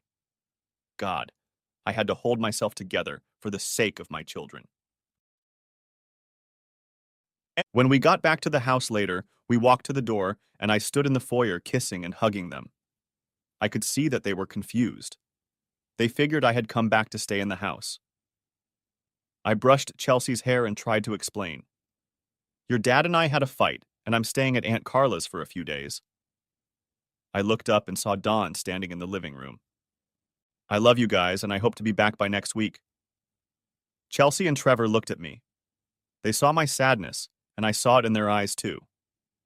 Be good for your dad, and I'll see you guys soon. Now get up and get ready for bed. They looked at their father and headed up the stairs. Brenda, you mustn't give them false hope. You're not coming back here next week. Dawn, I know I screwed up big time. I know you're hurt and angry, but please don't throw it all away because of that. I made a mistake, but I promise it won't happen again. I wanted to hold myself together, but I could feel my eyes watering. I promise. Don interrupted me. He was walking toward the door. Brenda, you've been having an ongoing affair for a year. You disrespected me and obviously didn't give a damn about our marriage. Your actions have told me everything I need to know. He opened the door, indicating that it was time for me to leave. I told myself again that I had to give him time and space and left without a word. I knew I needed to talk to my parents, so I convinced Carla to accompany me on my trip to see them. She talked to them and arranged for us to go to their house for dinner on Friday. Mom and Dad always trusted me. I had always been balanced, even as a teenager. When I told them what had happened, I could see the disappointment in their eyes. I think they expected me to tell them something horrible about Don, like that he had mistreated me or neglected me, but I had nothing to say about it. By the time I finished my story, I was crying and trying to hold it together. Usually my parents did their best to ease my grief, but this night they just looked at me like they were confused. I understood their reaction. How could they comfort me? What could they say? Brenda, it's okay. It's going to be okay. No, they couldn't say any of those things. Finally, Mom came over to me and just hugged me. We love you, Brenda. We just hope Don can find a way to forgive you. The next week, I found and visited a lawyer. I needed a lawyer if only for Don to believe that I was serious about the situation. After our attorneys talked, Don was very cooperative when it came to the kids. I was going to pick up the kids on weekends and Wednesday evenings. On those Wednesdays, I could be in the house with them. He would leave and come back after they went to bed. We settled in, but Don still didn't talk to me more often than he should have. On my Wednesday visits, I started preparing large meals for the kids that they could eat for several days in a row. This helped me feel like part of the family again, and I began to enjoy those evenings. I walked into the house on Wednesday a few weeks after they started. Don usually only said hello and lingered for a minute to make sure everything was ready. Brenda, we appreciate you cooking such great meals for us. I was pleased that he was talking to me again. Of course, Don. Any requests? What would you like me to cook for you next week? I'd be happy to cook anything you want. I smiled. I could see that Don was suddenly uncomfortable. Whatever the kids want, that's what will happen. In the weeks that followed, I felt that giving Don space was paying off. I knew he liked leftovers on Wednesdays, so I started doing laundry. Folding his clothes and putting them away in his drawer, I felt even more connected. One night I wrote a note telling him that I loved doing all of these things for him and the kids. I put the note in the drawer on top of his laundry where I knew he would find it. I had hoped he would thank me when I picked up the kids on Saturday, but he never once mentioned it. Still, I knew he had softened a little. Now we would sometimes talk about the kids and other things when he came back late Wednesday night. I could feel our conversations becoming less tense. It went on like this for several months. I told my attorney to take his time with the divorce, but also not to show that we were stalling. The waiting period was 90 days, and I planned for this nightmare to end long before then. Don seemed to be in no hurry to get a divorce, and I was going to use that to my advantage. After about a month, I decided to try to take it to the next step. The following Wednesday, I put on more revealing clothes and put on makeup. As Don was leaving in the evening, I told him that I wanted to talk when he got back and that I had a surprise for him. I smiled as I looked into his eyes. I could see that he didn't know how to interpret my statement, but as I hoped, he didn't question me. I just wanted to plant a seed and make him wonder what I was up to. When Don came home that evening, he looked worried. "What did you want to talk to Brenda about?" "Oh, I didn't so much want to talk as I wanted to give you something." I smiled broadly and looked him in the eye. Don's gaze traveled down my body, and I realized he was wondering if I was going to give myself to him. Actually, I had planned to, but I wasn't going to yet. "Alright, Don, you didn't think I'd forget your birthday, did you?" I pulled out a small box and held it out to him. "Brenda, you didn't have to do that." "Don, you're still my husband, at least for now. Please accept this gift." I looked into his eyes. He responded and smiled. Taking the gift, he opened it and revealed a beautiful Omega Seamaster watch. I knew he liked to wear quality watches, and this one was his style. I stood next to him while he opened the watch. I wanted him to smell my perfume. He put it on and looked at me, smiling. I realized he was at the End Zone, a local sports bar, and I could smell the alcohol in his breath. This was my chance. "There's something else I want to give you, Don." He didn't bother to ask what it was, just looked me in the eyes. "Don, I've missed you so much these past months. I've missed our time together." I stepped closer. Don just stood there. There was a flicker of indecision in Don's eyes. "Don, please don't think about this too much. I'm not asking to move back in. I just want us to be together today, on your birthday. Please take me upstairs. I know you need this, and so do I." He took my hand and pulled me up the stairs.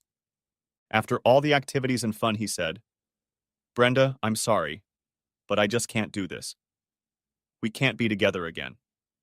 I just don't know how I can trust you again. You'll cheat on me again. I just know you will." He threw on his clothes. Suddenly, fear was in my voice. I felt tears come to my eyes. "Stop, Don. I'll never do that again." "Oh God, stop, Don." I jumped up and tried to wrap my arms around him. I didn't know why he was putting his clothes on, but after putting them on, he rushed down the stairs and out of the house.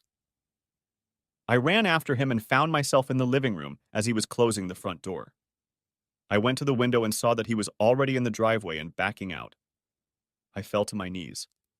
I just sat there and sobbed. How could this night end so horribly? After a few minutes, I rushed into the bedroom and grabbed my phone. "Please, Don, please just answer it." Thank God he answered. "Don, what's wrong? Where are you? Please come back." "Brenda, just stay in the house tonight. I'll be back later. I just needed time to think. I'm sorry, I panicked, but I'll come back later. Can you do that?" "Sure, but please come back soon. You scared me." "Okay, I'll be back in a little while. I just need some time to think about it. I love you, Dawn." Next chapter. I was awake for at least a couple hours before I dozed off. I slept in our bed and hoped Dawn would wake me up by crawling back in, but that didn't happen. The next morning I got up early and expected him to at least sleep on the couch, but he never came back. I made coffee and grabbed my phone to call him when I heard him come back through the door. I headed into the living room, and when he saw me, he stopped and stared at me. He looked like he hadn't slept a wink. "Oh my God, Dawn, where have you been?" "I went to the park and slept in the car. I'm sorry I lost my temper last night. Everything that was going on in my head just overwhelmed me." "It's my fault, Dawn. I seduced you with my birthday gift idea and took it too far. I hope I didn't ruin the progress we were making. Why don't you grab a cup of coffee and take a shower? Then we can talk." When Dawn stepped out of the shower, I realized he didn't have anything nice to say. "Brenda, I just can't do this. I can't keep thinking about you over and over again. After you cheated on me, I was sure it was over between us. And for the last couple months, I felt lost. Your absence from my life has been like a huge hole. I knew Don was really worried, but I hoped this conversation would end for the best. But it wasn't meant to be.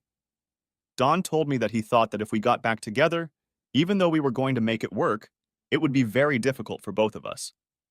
He said it would take years and would probably end badly. I put down my coffee and started to cry. I didn't know where to go from here.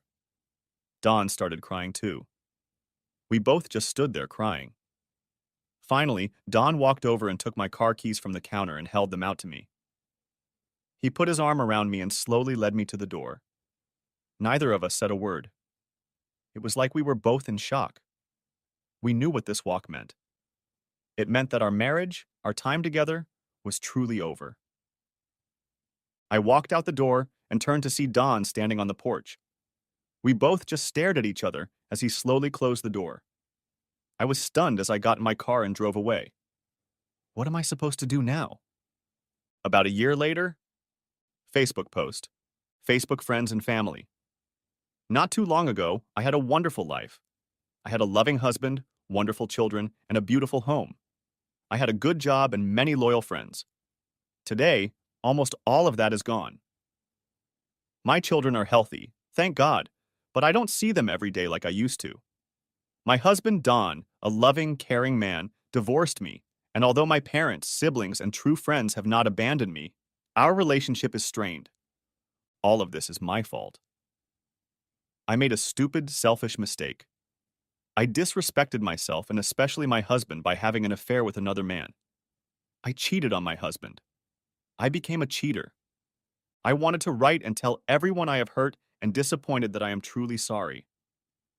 This experience has humbled me from my former self-sufficiency, my arrogance, and I apologize. I also write this as a warning to those who, like me, underestimate the consequences of their behavior. Your poor choices can and almost certainly will damage your life and the lives of those you love. I'm sorry about Chelsea. I'm sorry about Trevor. I'm sorry, Don. Contrary to the way I behaved, I have always loved you all. End of Facebook post. The next day, I got up, opened my laptop, and logged onto Facebook. There were several responses to my previous evening's post. They were mostly positive and understanding. It warmed my heart that people could be so forgiving. I may have fewer Facebook friends now, but the ones that are left are understanding and non-judgmental. And then I saw this. It was from Don. Greetings. It was a friend request from Don. I knew we would never be together as a couple, but at least we were friends. The end. Thanks for watching. I hope you enjoyed it. So subscribe to my channel and watch the next video. Yeah, this is it. The perfect evening. My legs are positioned above my hips, which everyone knows is necessary for a serious hangout position. A cold beer is strategically placed in my right hand. My ebook is on the deck at my side, but turned off, as it should be at a moment like this. No action, mental or otherwise, is required right now. Except for a small amount of beer, of course. It's a much-needed moment of calm. I just need to be. And most of all, to be alone. Solitude is the only acceptable state in my current life. The sun is about to set, the colors are warm. The sea is absolutely calm. There is no wind and no sounds at all. It's as calm as it can be. Halcyon, my sailing yacht, is anchored in a small bay off a Greek island. Well, it's not really an island. It's more like a big chunk of rock. This rock has two major advantages: zero population and a great place to anchor. The small cove is deep enough for my 50-foot yacht and not badly protected from the open sea. Anchoring the yacht was quite a challenge since I was alone. I needed a second mooring point because the bay is too small to allow the yacht to turn freely. But manual labor was quite welcome after a day of lazy sailing in the Aegean. Now everything is ready, the beer is cool, and the silence is just perfect. Then my thoughts return to Julia. They always come back when I'm not doing something. I always struggle with it, and the more I try, the more I fail. I rarely think about the good times we had because I have reason to doubt them as well. I lived under the illusion that I was one of the luckiest bastards ever. She seemed so in love too, and it's just a shame there wasn't a camera to capture her performance. An Oscar would have been secured. The anger starts to overwhelm me again. No, stop it. The sea. Look at the sun. It's beautiful. There are pigeons here. Very interesting and underrated animals to watch. Especially now. Relax. I suddenly decide I need to check the moorings again, even though I know they are perfect. I just need something to occupy my thoughts before the damn thing goes back to her. To Yulia. To the night I found out the truth. No, stop.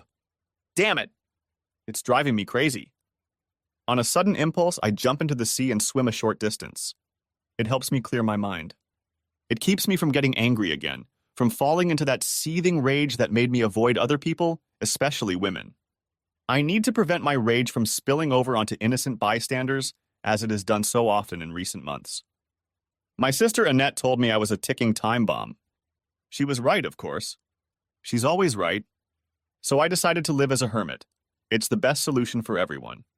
But instead of living in a damp, filthy cave where there will never be sunlight, I bought a luxury sailing yacht. I may be disappointed in humanity, but I'm not stupid. I climb back on the boat and decide to occupy myself with cooking. Julia never cooked, but when we wanted to eat at home, it was my job. A lot of things were my job, come to think of it. That bitch? No! Stop. I get the eggs and the mushrooms and start making an omelet. I'm not really hungry, I just need a specific task to keep me busy. Once again, I marvel at the quiet and privacy of this place. It is truly my favorite place in the world right now, and I'm just happy that it is public property and everyone can stay here whenever they want. I have rarely seen other boats here, which makes this place even better. I sit on my deck and enjoy a simple dinner in complete silence. The absolute absence of sounds is almost deafening now, as it usually is in the evenings when the wind dies down. It's perfect! I love it when the cliffs are illuminated by the reddish-yellow last rays of the sun. It's an amazing sight. The silence is broken by the noise of a motor. At first I think it's a fishing boat coming home, but the noise gets louder and louder. Finally, I see a huge white motor yacht appear from behind the island. Shit! My quiet, lonely night is already in the past. It's going to be filled with loud and rude partygoers, and now it's too late and dark to drive to another island. Damn it. The closer it gets, the bigger and uglier the thing seems. Loud techno music can be heard now. This is going to be just great. The yacht approaches my position until its bow is only 5 meters away from me. This is no longer a respectful distance. On the bow of the yacht appears a man in a black suit that looks completely out of place in the Aegean. He calls out to me. Hey, buddy. Listen, this is Fulvio Brione's yacht. You know him. He's the king of fashion. He has to shout to be heard over the loud music. I just nod. I have no idea why he's telling me this, and I'm not going to find out. So be polite and get your tiny boat out of here. We need this place to moor, and we need privacy. I only laugh briefly and shake my head. Look, we want to settle this amicably. But it's Mr. Brianet's mooring place you're on. This is public property. I came here first, so this is my mooring spot. You'll have to anchor over there. Or anywhere else, it's none of my business. God, I'm starting to get angry already. I just shrug. His strategy seems to be to piss me off, whatever he hopes to accomplish by doing so. It's not going to work anyway, I don't care about that clown. He walks off astern. I concentrate on my beer again until he returns a few minutes later. How about €1,000 for you if you move? These guys are actually funny. Keep your change in your pocket. Asshole. I just dismissed it dismissively. He disappears again. After a while, the ship moves back to the second best anchorage, which is almost offshore. They anchor their ship about 30 meters from mine, which is too close for my taste, but I can't help it. I try not to get angry, deciding to think of the whole thing as a free show for my amusement. The ship is lit up as brightly as a circus, and some of the people on deck are just plain bizarre. The smartly dressed men strut around like complete idiots. The women are all walking around in high heels and black bikinis. I wonder what kind of deck they have. I certainly wouldn't tolerate high heels on my teak deck. But they seem to be mandatory aboard this ship, as is the general demeanor. The men are busy finding themselves stunning. The women are present for decoration. I'm amazed at the idiotic behavior of these people and how great they feel. They probably don't think too highly of me either. It's like we're from different planets. Besides peacocks and girls in bikinis, there are several guys in black suits on board, obviously bodyguards. There are also people in white uniforms, probably crew members. The girls in bikinis appear to be models, some of them just slim and others extremely thin. It's like watching a conference on malnutrition. My first impulse is to help these poor hungry girls, to feed them.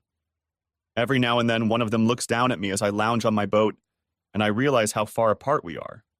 They, in their glitzy fashion world, are probably struggling to get on with their lives, turning up their noses and entertaining influential people on occasions like this. They probably consider themselves successful and extremely important to humanity. On the other hand, I'm just a lonely, regular guy with a beer in his hand. I'm definitely not a happy person, but I think my life is still much better than theirs. I wonder what the women on this ship are thinking. Maybe they plan to pick up a rich guy to gain wealth and social status by marrying him before they become too old for their jobs, at the ripe old age of 22 perhaps. I realize I have no idea what their world is like. How long can fashion models work? 20? 30? 40? I have no idea. I think again of Julia and her attempt to get rich by marrying and divorcing some unsuspecting rich man, namely me. She had completely fooled me. I did love her, and finding out the true nature of our relationship and losing her hurt me deeply.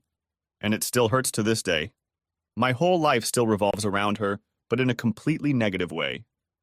Some shouting on the deck of a large yacht brings my attention back to the present.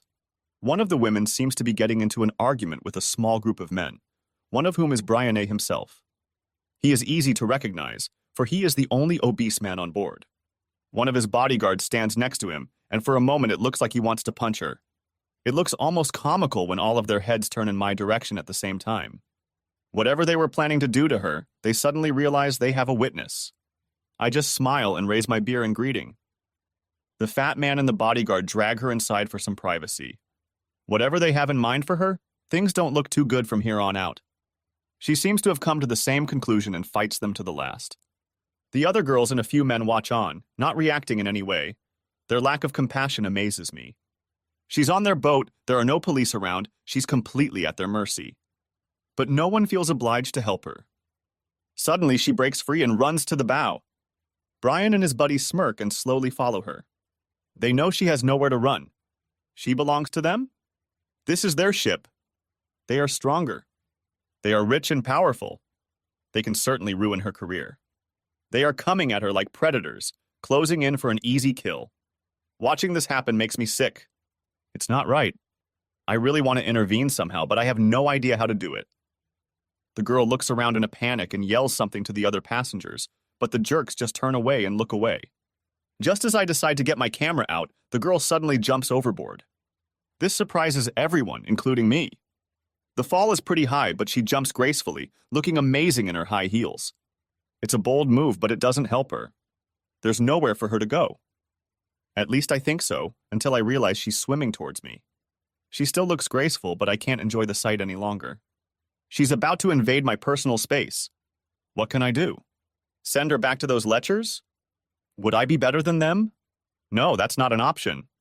I won't be able to live with myself after that. The alternative is to take her in, sacrifice my precious loneliness. Worse, I'd have to be around a woman I swore I'd never do again. Damn it. Just what I need right now, a woman by my side. Not just a woman, a model. Most likely a spoiled, bitchy girl, constantly whining and complaining, living her bulimia to the fullest. I can almost hear her. I can't eat that kind of salad, it's not even organic. Do you have decent Evian water and not this San Pellegrino piss? I need my avocado in the morning. Why don't you have the essentials on this cartoon ship? Are there places in the world where there are no women? A convent, perhaps. Would I be useful in Gregorian chant? Are these monks really eunuchs, or do they just look that way? She's still swimming toward me. Damn damsel in distress. Possible female company. I'm panicking. It was too late to anchor now, and I could hardly refuse her if she wanted to come aboard. Hell, she looked like she was about to be raped on the boat. All right. I can take her to the nearest port tomorrow. She just made it to the gangway aft. I'll help her, but that doesn't mean I have to talk to her much. Women aren't good for me, I should stay away from them. I am determined that I will never hurt myself again. I have to keep my distance from her. This decision helps me calm down a bit. I don't spend months trying to regain my composure only to have it destroyed by another bitch. She looks at me questioningly, and I simply hold out my hand to help her out of the water. I don't have to say a word, and that's fine with me. I may have a guest for a while, but I'm not going to talk all day long because of it. The situation is clear enough. She knows I witnessed the scene on Brian's ship, and my outstretched hand should tell her I'm willing to help.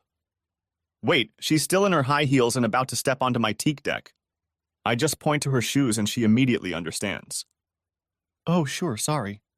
She starts to take them off. My name is Anna, by the way. Mark. Damn, only a few seconds in female company and I'm already babbling like an idiot. She extends her hand again. Our first handshake doesn't seem to count, since I only helped her aboard. I realize what she means and shake her hand. It's a combination greeting and thank you. She stands up and looks around, taking her time. It's obvious that she's not so much looking around her new surroundings as she is giving me a glimpse of my new guest. Maybe she just wants to give me time to get used to her after I didn't quite voluntarily open my home to her. I think it's a very delicate gesture after she imposed herself on me in this way. I wonder what a woman with a sensitive bone in her body was doing aboard that asshole's ship. I don't need to hear that story, but I'm afraid I'll hear it sooner or later anyway. My new guest is a strikingly beautiful woman, as one would expect from one of Brian's toys. However, she is not as young as I had assumed.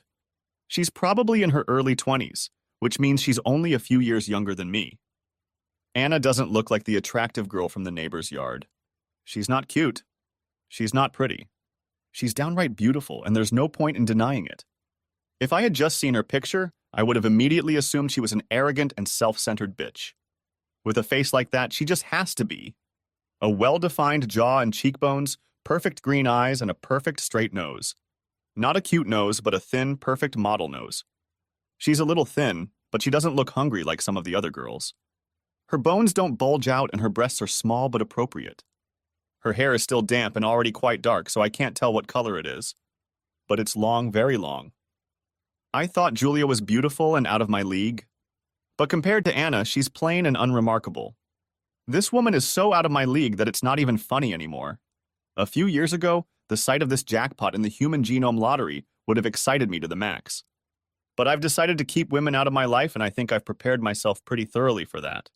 Of course, given that Julia's maleness was a great motivation, I can appreciate the beauty of this woman as I would appreciate a butterfly or a flower, but she doesn't move me. At least that's what I keep telling myself. After giving me a few seconds to look her over, she looks at me again. Thank you for helping me.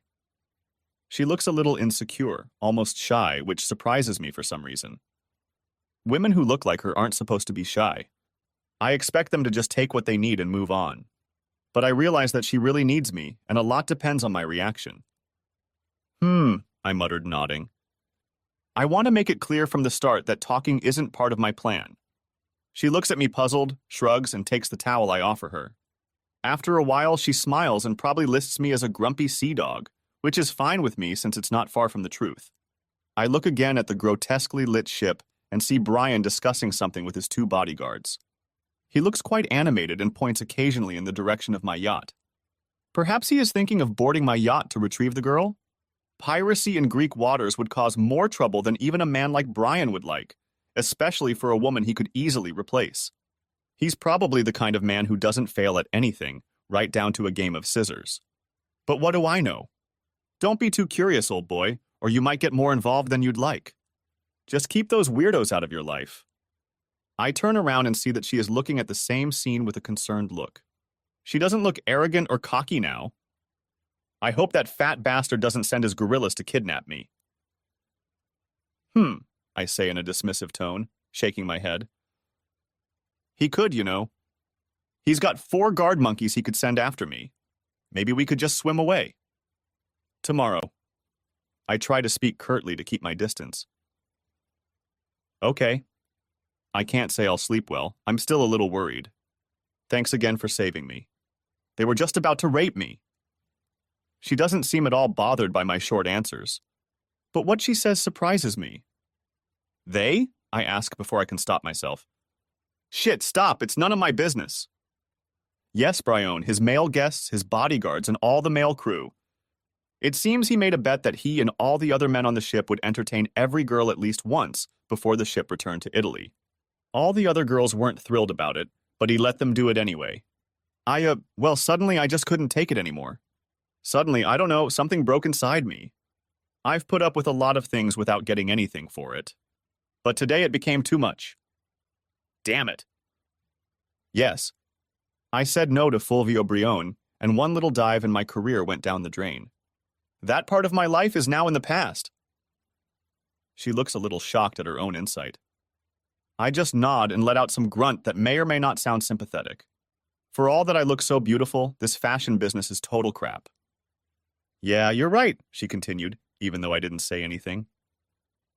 Maybe it's even better this way. There's nothing I can do about it now, right? Leave the old shit behind, try something new. New opportunities will arise. Life is about change. She looks surprisingly cheerful again. How could she just brush off something that completely ruined the life she thought she had? I wish I could. Or could I?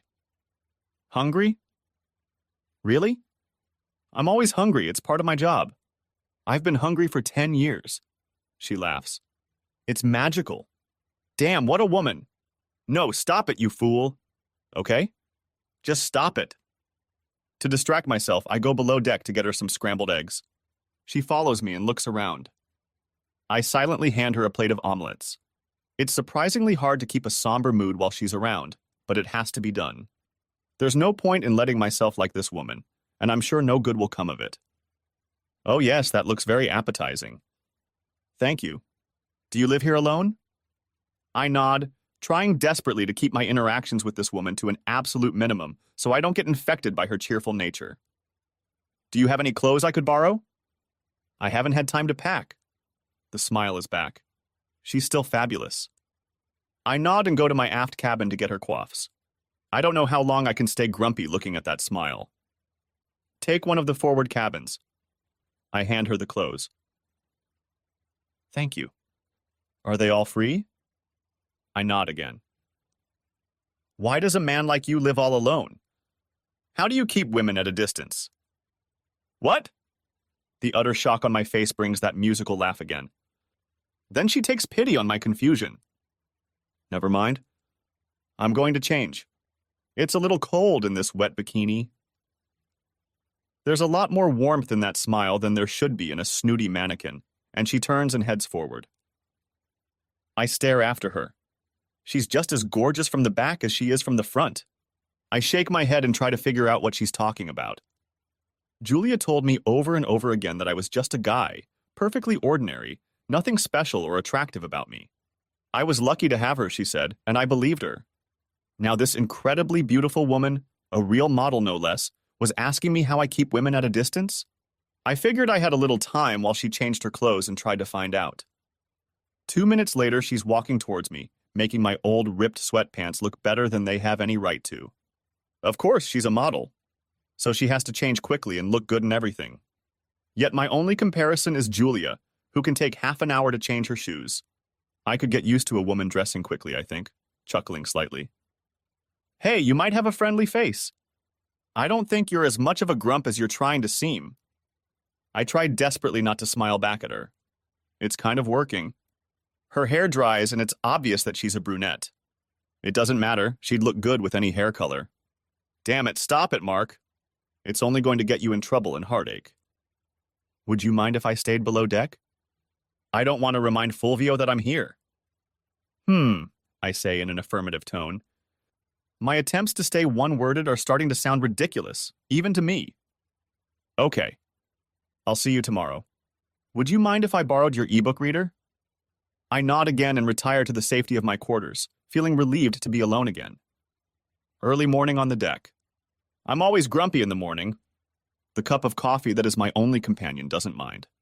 I could stay in bed, but then I'd just lie there and think about Julia. And that's not good. I'm thinking about her anyway, so I guess it doesn't matter.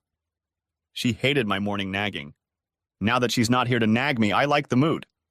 I can sulk all I want about how life, really Julia, has treated me, and there's no one to stop me from doing it. The noise and din from Brian's floating brothel finally stopped around 4 in the morning. Now it looks and sounds like a ghost ship. I bet they don't get up until noon. Good. I hear shuffling below deck. My uninvited guest seems determined to break out of the dummy mental box I've created for her. She's over 20, she's not bulimic, she's not arrogant or bitchy even when I'm almost rude to her, And now she's also an early riser? What's next? She's a certified mechanic? Good morning. Her head appears from the hatch. Good morning. I'm sure my grumpy mood is obvious. Coffee? Galley. She disappears down the hatch. She seems to be as sharp as I am in the morning, though she looks much nicer. I turn around to look out to sea. The smooth surface of the bay is mottled with images of Julia and her lover, intimately connected and smirking at me. Shit. I can hear my uninvited guest coming up on deck. Now that she's had her coffee, she'll be awake and happy and want to talk about things I either don't care about or don't want to talk about. And she'll be smiling her beautiful mannequin smile, don't forget that. Shit. I don't want anyone to cheer me up. I want to mope. Alone. Don't I have that right? Anna, now I remember her name, surprises me again. She doesn't say a word. She sits on the deck next to me and stares out at the calm sea. The air is still fresh and crisp, and the intense Greek sun has not yet begun to bake everything around her. It's strange. All I can see now is the sea. Julia has disappeared. There is silence between us. So what's the matter? She asked suddenly. Do we have a deal? You saved me. What am I supposed to do? She looks a little tense, as if expecting bad news and not wanting to hear it. Has everyone who has helped you in the past wanted something in return? Damn, I didn't want to say that much, and I definitely don't need to learn anything about her past, but her question surprised me. Yeah, pretty much. Well, your life must be pretty shitty then. Yeah, right. Any woman as beautiful as her would have men lining up to beg to do her a favor. Yes, I look at her. She's serious, her pretty face looking completely miserable. I look away, not knowing what to say. This silence is uncomfortable. It occurs to me that getting out of here before Brian and his comrades wake up is a great idea. Is there anything on the ship you need? I'm surprised at how softly I ask her. No. She says it firmly, as if she's giving up her life in the world of high fashion and everything that comes with it. I nod and get ready for the way in. I hope she won't follow me around and try to help me. But she doesn't. She stands by the rail and stares silently at the sea. Is that just the way she is? Or has she guessed that this is what I want? Either way, she seems to know me much better than I would like. I stack our coffee cups in the galley and get to work. I wind and stow the mooring lines. Fortunately, I can do this without using an ace. Setting the anchor with the winch motor will take some time and be noisy, but there's nothing I can do about it. Anna looks anxiously in the direction of the floating brothel as the noise increases. There's no wind, so I'm starting the diesel. I want to leave some distance between me and the Brian in case the anchor windlass wakes someone on the Bordelais. The Halcyon has good speed if need be, but I'd rather just disappear. I can almost see the tension leave Anna as Brianate's yacht gets smaller and smaller and finally disappears from view. She looks even more beautiful, which I had in no way expected. She sits next to me, calm and happy as I stand at the helm. With Brian out of sight, I get tired of the diesel noise. I set the sails and shut off the engine. Ah, blessed silence. Only the wind, the waves, and the sails. I retract the sails and return to the helm. Once again, there is a friendly silence between us. I glance at her from time to time. She sits quietly, looking out to sea. When Brian is out of sight, she looks relaxed and serene. She doesn't seem to care about anything in the world. It's strange, I think. She doesn't look like a woman who just gave up a career that most girls would kill for. If Julia did this, not that she would, but if she did, serene she certainly wouldn't be. Nervous, shrill, demanding, yes. Said Anna, no. Unless... What if this Anna thinks of me the same way Julia does? What if she's decided that since I let her come aboard, I should be the sucker to keep her in the style she's used to?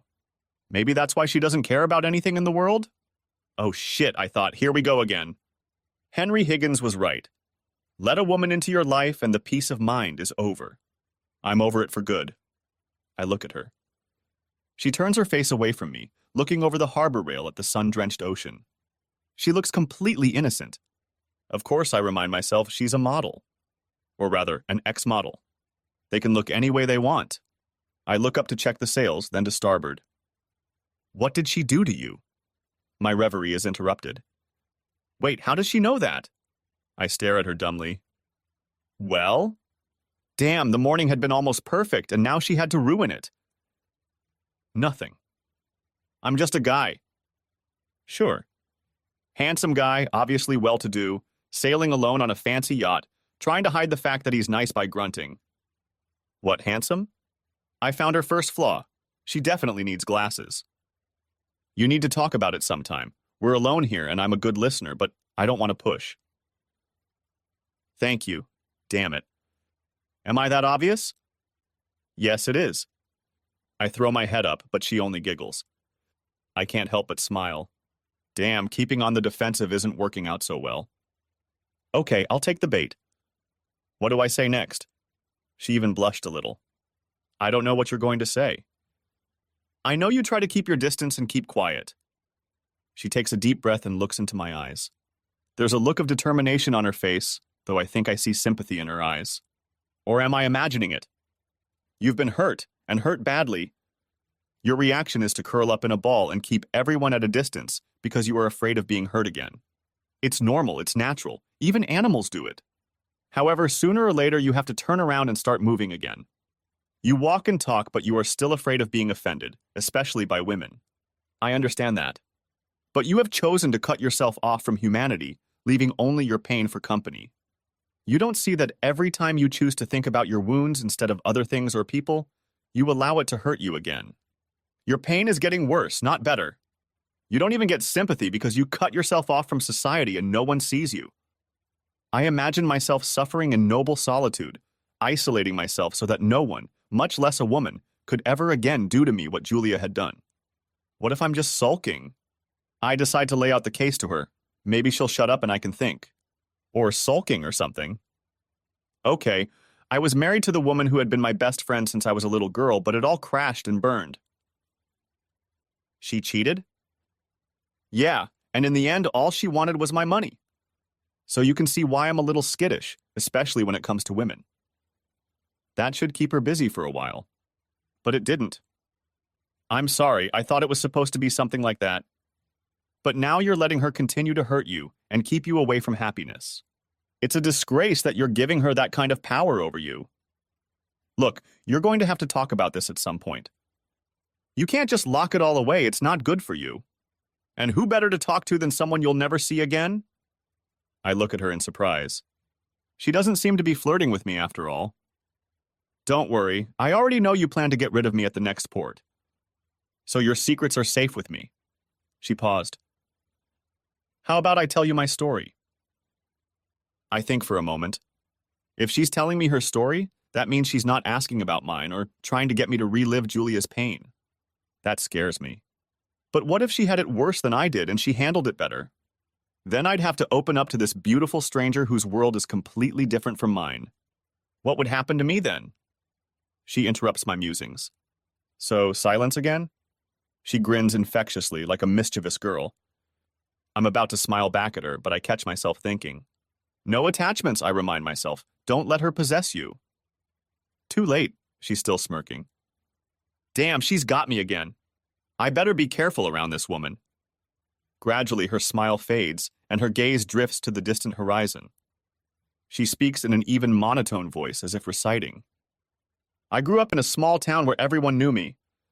Other kids were smarter or more talented, but I was the one who was expected to go out into the big world and do something. To be famous, you know. When the only thing you can do is look pretty, that means a modeling career. I soon discovered that I was at the bottom of the food chain, not at all what it was like to be a princess in my small town. For the first time in my life, I was told I wasn't good enough. Time after time, and in the harshest and most hurtful terms. She turned to me, her eyes pleading for understanding. Mark, when you do something, a project or a report or whatever, and you're told it's not good enough, it's already bad. When you're told that it's you, yourself, that's not good enough, nasty, over and over again, it really does something to you. She paused and turned toward the horizon again. Like a lot of models, doing self-defense, I started thinking of my body as something that wasn't really a part of me. It was almost like a toolbox or a skill set. I did everything I could to keep it in shape. I was exercising, eating right, all those things. But I still wasn't good enough. I was never picked. Then I noticed that the directors were picking girls they already knew, girls who had hung out with them or someone else higher up the food chain. Hanging out, of course, was a euphemism for sex. Whether the director was a man or a woman, it seemed to be the thing to do. I resisted for a while, but the pressure of not having a job was too much and I gave up. It wasn't that bad.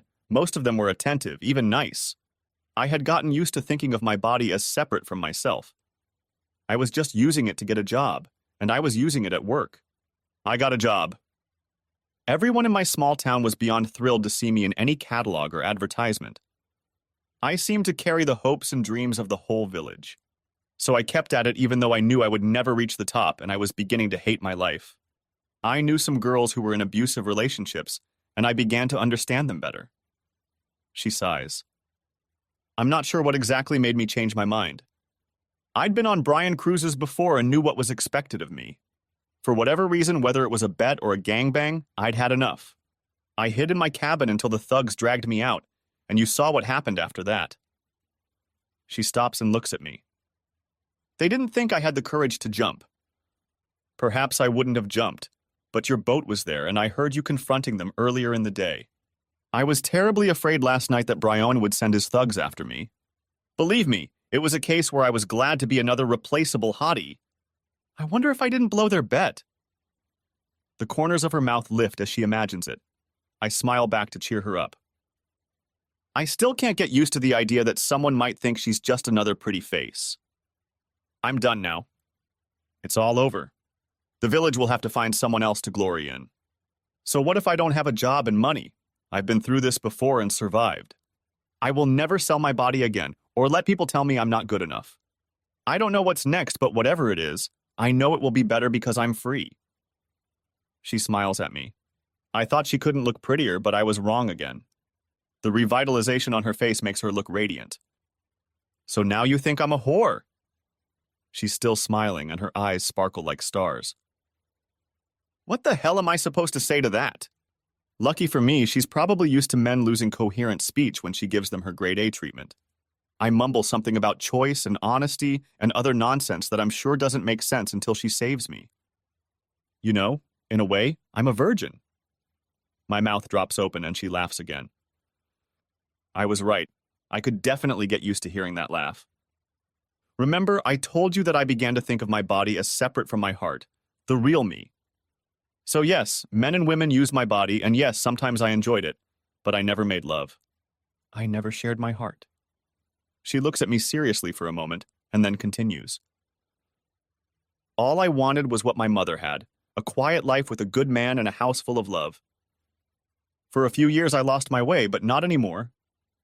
Then the smile returned. She is so determined and optimistic that I feel weak and whiny in comparison. I leave to go downstairs where she can't see my feelings and return with 2 glasses of chilled Sauvignon Blanc. We toast to her future, and I suddenly realize that it's not just her face and body that are irresistible, but herself. I decide to tell her my story so I don't have to think about her. You? Yes, I still want to hear your story. And still with a smile. Am I really that transparent? Yes, it is, but I still want you to tell me the story. Damn, how does she manage that? Well, okay, we'll figure it out later. I'll get started. I met Julia on my first day of school. She was a cutie and some bullies were pulling her pigtails and I made them stop. From then on, I became her protector, she helped me with my homework and kept me from being stupid. My family had money and hers didn't, but that doesn't matter when you're 6 years old. We were inseparable. Then she grew into a beautiful and popular girl, and she didn't want me fighting off boys anymore. She had other things to do. We continued to be friends, but everyone, including my mom, said she was no match for me. I was too ugly. Your mother? There was horror in her voice. That's pretty cruel. Not to mention it's completely wrong. Maybe, but I'm still having trouble with it, even today. Your mom needed glasses or she was drunk. She mistook you for 2 other guys. Hey, don't talk about my mother like that. I frown at her. For a moment, Anna thinks I'm being serious, then bursts into laughter. I smile at her and then continue my story. We went to the same university. She contacted me and wanted to talk to me. She'd had bad experiences with arrogant assholes, as she called them, and remembered how safe she'd felt with me in elementary school. She hinted that maybe I had a chance with her after all. Of course I was over the moon, and before I knew it I had proposed. She said yes, and we were married. I was the happiest guy in the world until I came home and found her in our bed with another guy. I didn't even confront them. I just locked myself in my office and licked my wounds. She nods as if expecting me to do exactly that. She cried a lot, apologized, and promised to be completely faithful and never do it again. I resisted for a while, but I really wanted her back, so I agreed. So you've forgiven her? I nod. I think I would have forgiven one mistake too, but she clearly didn't keep her promise. Anna thinks for a moment. Did she have money when you got married? Well, no, why? You said that after the divorce she pounced on your money. I'm just speculating, but what if she thought that because you had money, you had power in the relationship? What if she felt insecure about that? I loved her. I did everything I could for her. Why should she feel insecure? Maybe dependent is a better word. In any case, I wonder if her cheating was an attempt, conscious or unconscious, to tip the scales. Perhaps to arrogate to herself some of the power and make you dependent on her? What, now you're making excuses for her? Honestly, I'm starting to get a little angry with her. No, it isn't. I don't think there's any excuse for breaking promises like that, at least not real ones. I'm thinking about you. You're stuck in this lonely, isolated place. You're not in pain, but you're also not happy, and you won't be until you start living again. And to do that, you need to understand at least a little bit about why she was so cruel to you. How do you know all this? I try to sound sarcastic, but she doesn't take it that way. She looks at the horizon again. I don't know, I guess I just love. She smiles a sad smile, then turns to me again. Go on. What happened next? I take a deep breath and tell her how my world ended. It all starts so trivial, I'm almost ashamed to tell you. It was a snooker night with my buddies, but the power went out in the pool room. They wanted to go out for a drink, but I decided that being at home with my wife would be more fun. I got home and found our apartment with candles burning and soft music playing. It was one of our special pastimes, you know. One of my buddies must have warned Julia that I was coming home early. I went to get candles in our big bathtub. She was in there, perfectly fine, with a happy exchanging kisses and bubbles with some guy. I stood there looking at them, wondering how to get their attention. All I could think of was clearing my throat. That's the end of the cliché. They both turned to look at me, but neither of them looked upset. They were both smiling at me. A soapy male hand reached out to me and the guy said, "Hi, I'm Andy. Nice to finally meet you." When the soapy lather settled, I saw him hugging my wife with his arms wrapped around each other. And then it hit me what I was really seeing, the end of my marriage. The end of the love of my life. I just stood there, feeling overwhelmed, trying desperately not to burst into tears like a child. The two lovers looked at me with comfortable sympathy. Apparently the water in the bathtub hadn't had time to cool down yet. Mark, don't take it so personally. It's no big deal. I still love you as I always have. It doesn't threaten you or our marriage. Nothing has to change. She could speak Icelandic if she didn't make sense. Are you saying you plan to continue this? Of course, Mark. I love you both. I'm sorry you found out this way, but it was bound to happen anyway, so maybe it's for the best. I'm glad you met Andy. I think you'll like him. I didn't know what to say and just stood there. Taking my dumbfounded silence for approval, Julia smiled and continued. You see, Mark, I've discovered that I love two men. Andy has already come to terms with it, and I know you will too when you see how happy we all are. You're my husband, so of course I'll be with you most of the time. Although now that you know, I'll be spending some nights with Andy. I'll do that when you're out with your buddies. You won't even miss me. Of course, when we decide to start a family, he'll have to wear a condom so we know the kids are yours, right, Andy? Andy nodded enthusiastically. You see, Mark, our marriage will be stronger and everything will work out well. What about your promise to be faithful? Oh, that. Well, I guess I was a little hasty. Besides, I hadn't met Andy yet. Does that justify your breaking your promise? Oh, Mark, don't be so melodramatic. Think about it. Andy and I have been dating for over 2 months now. Have you grown to love me less? Less affection or sex? No, you've had better sex since I've been dating Andy, and you know it. He's no match for you, Mark. You see, Andy's the artistic type, unpredictable, spontaneous, the opposite of you. You're a better lover because you know me so well, but I enjoy him too because he surprises me.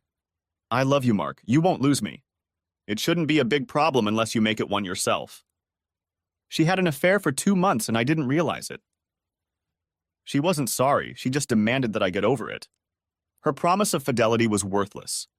I felt the pain start to creep into my heart as I looked at my smiling wife and her lover. What if I don't agree?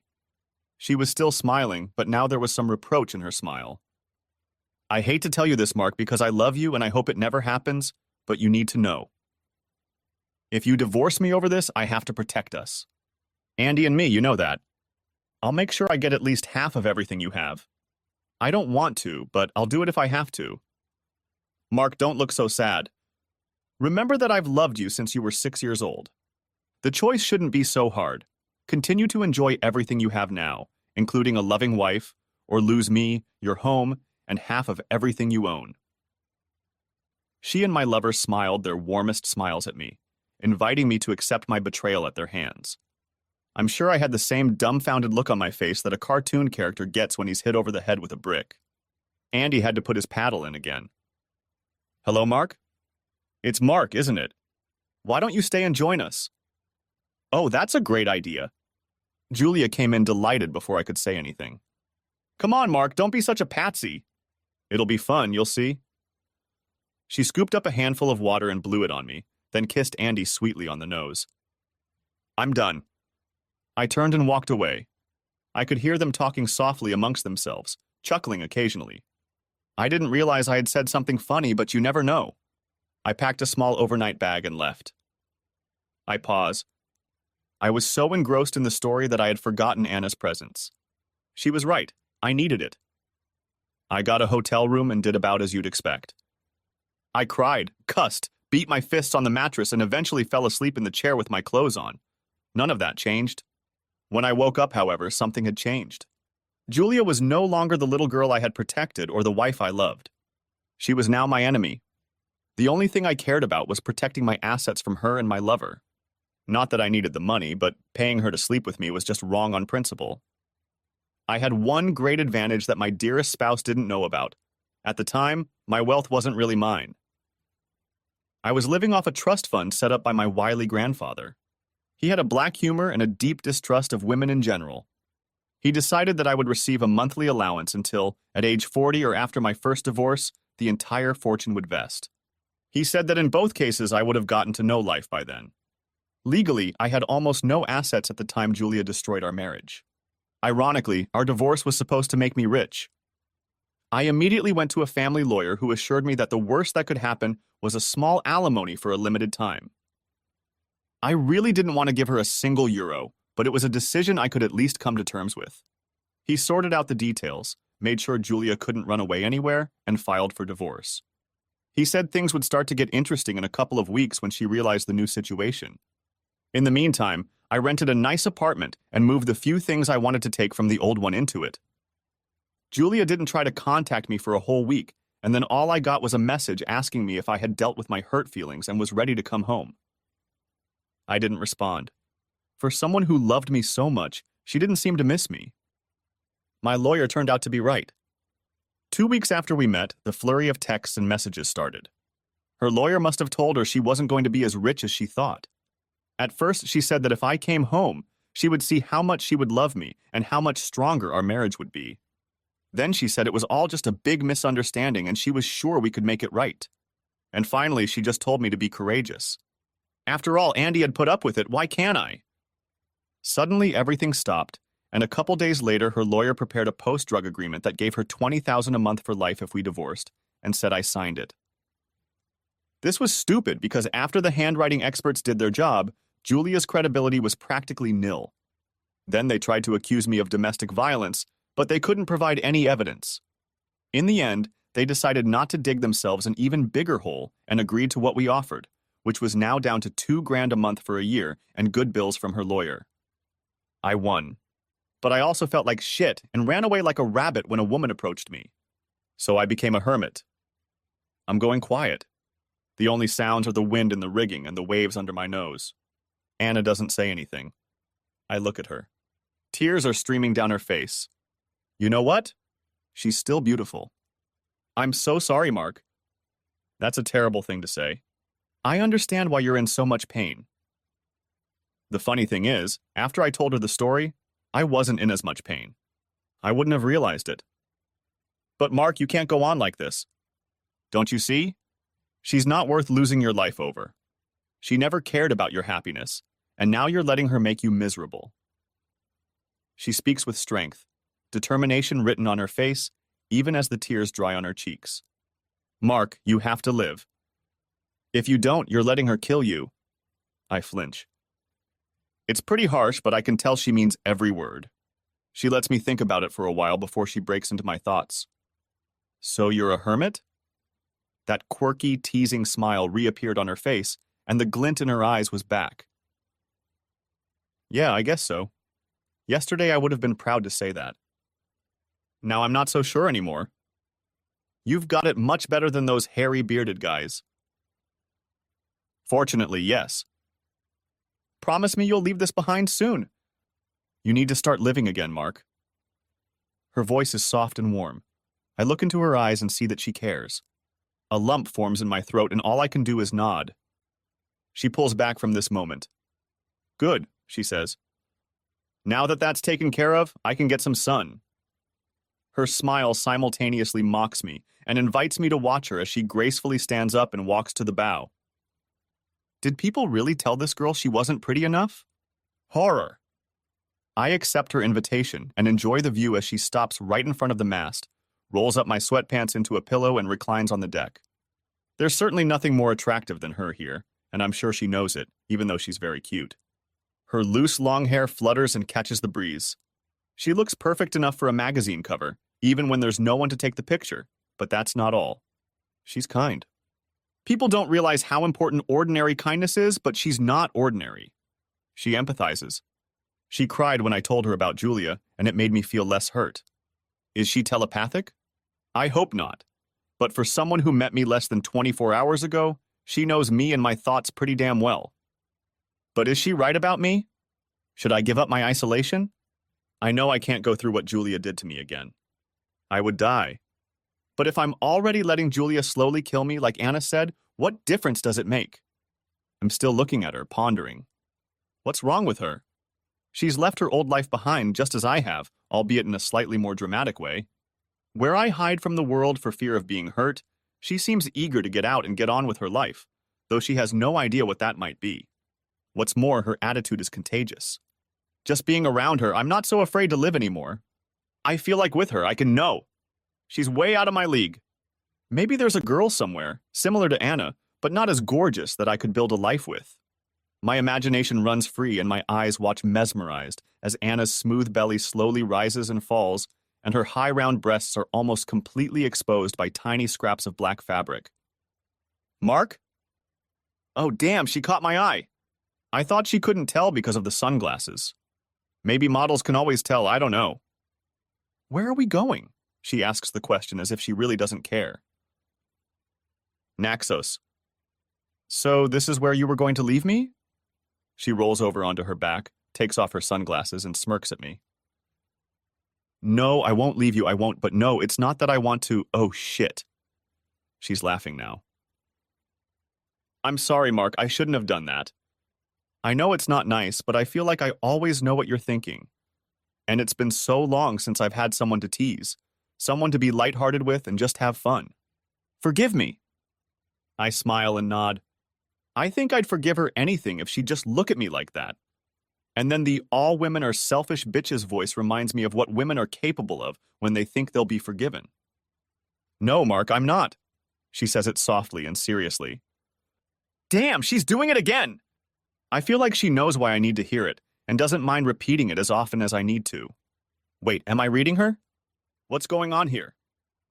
So I'll leave the boat on Naxos? No! I mean, not unless you want to or you really need to, but you can if you want to. I really like you here, but I wouldn't... Oh, shit. You can stay as long as you want. She likes my stuttering too much. I take a deep breath. I was planning on stopping by there anyway to stock up on supplies, and you might want to pick up some clothes. That's my story, and I'm sticking to it. What's the matter, sailor? Not enjoying the view? She stands up and leans against the mast, posing like a glamour girl. I oohing and ahing, she laughs, then gets serious again. You know I don't have any money or debit cards, and I don't know if I can get to my bank accounts from Naxos. I may not be able to pay you back, at least not right away. I pretend to contemplate the situation as I walk over to her. Well, maybe I'll figure out a way for you to pay me back.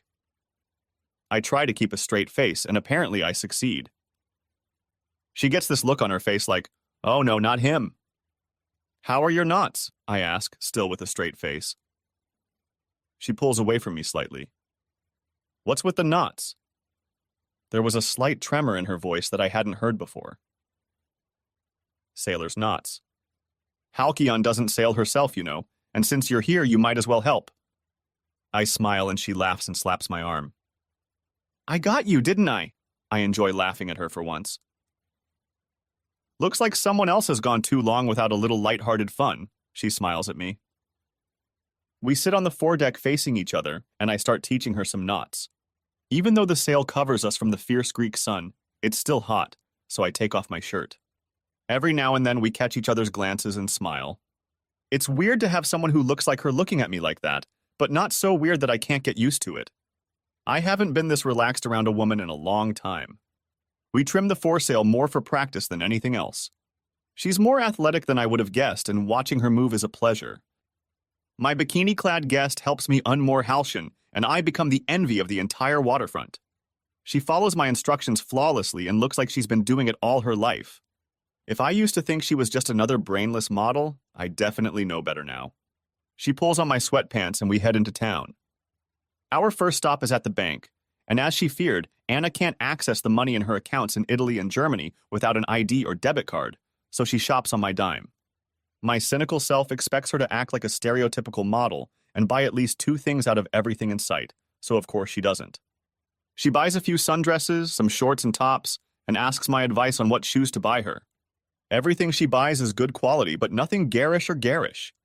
I go shopping for groceries and supplies while she does her underwear, and by the time we meet in the town square, we're both thoroughly loaded. When we left the docks, I grinned as I watched her sweating in my sweatpants in the midday heat. She's wearing a light sundress now, looking gorgeous, and now it's her turn to laugh when I stare and stare as she drags me along. Surely half the male population of Naxos would like to be in my shoes. We climb aboard, stow our purchases, and relax a little. Anna looks at me seriously.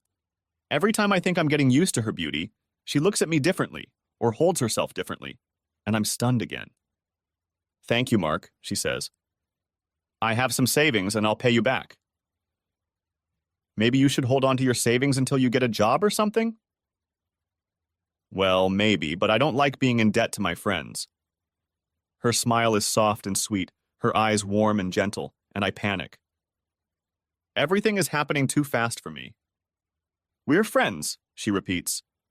Friends help each other, like you helped me last night, even when you didn't really want to. We both know she's right. Friends don't hurt each other, and no matter what happens, Mark, I won't hurt you. Not ever. And you know, we're comfortable together. I tried to remember how long it's been since I've been comfortable with a man. No expectations, no pressure, just friends. I can't even remember when that was. You're getting comfortable with me too. There's one more thing. You know how I always seem to know what you're thinking? How can I read you? You're the only person I can do that with. Damn, I try to look disappointed. I was hoping you could read everyone like that and we could rule the world. We laugh together, and she stares at me for a moment. So, friend, what are the plans for tonight? Well, friend, the word comes out before I can stop him, and it surprises me, but it's the right word. I don't have a single clue.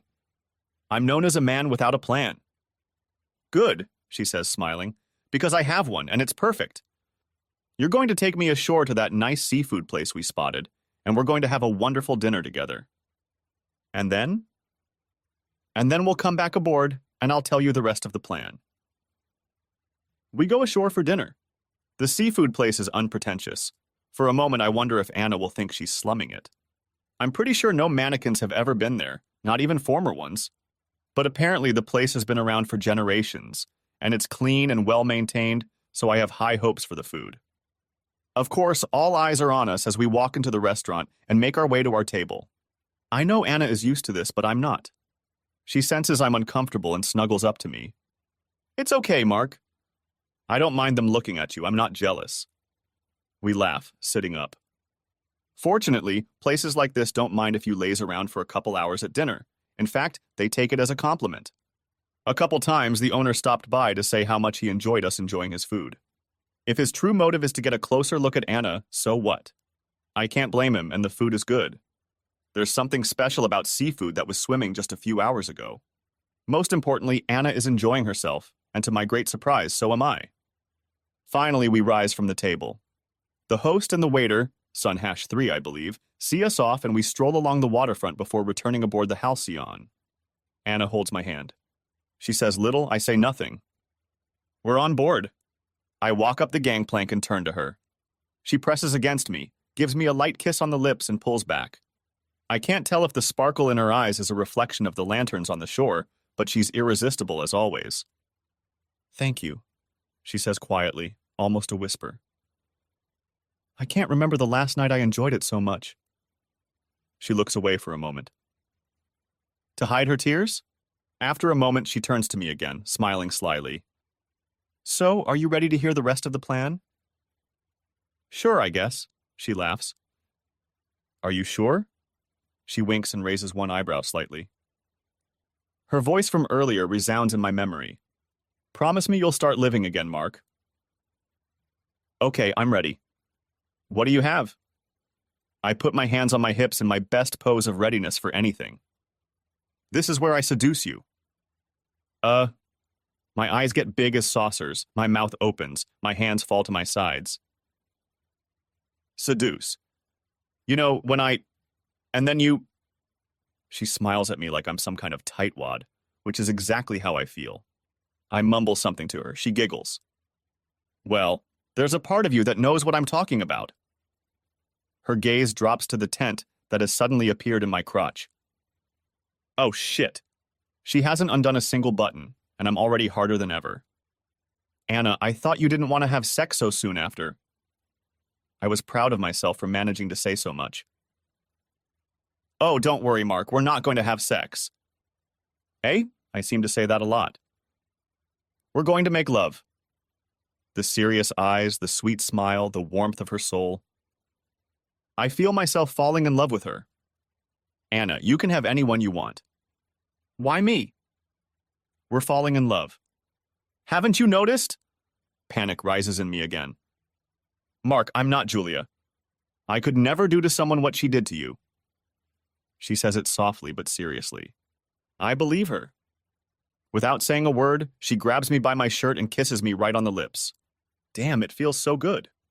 It's almost magical. It's like I've never kissed a woman before. When we finally break our connection, I see that she's crying. To my surprise, I feel my eyes become moist as well. Our connection is almost frightening. She stands up, and I realize she is still holding me tightly by my shirt. She roughly drags me behind her, rushing towards my quarters. Then she pushes me onto the bed. You're incredibly beautiful. I'm still basking in the afterglow, trying to realize what just happened in my life. Why did this dream woman choose me? Was it because of my money? I can't think of any other reason. Suddenly, I raise my head and look at her.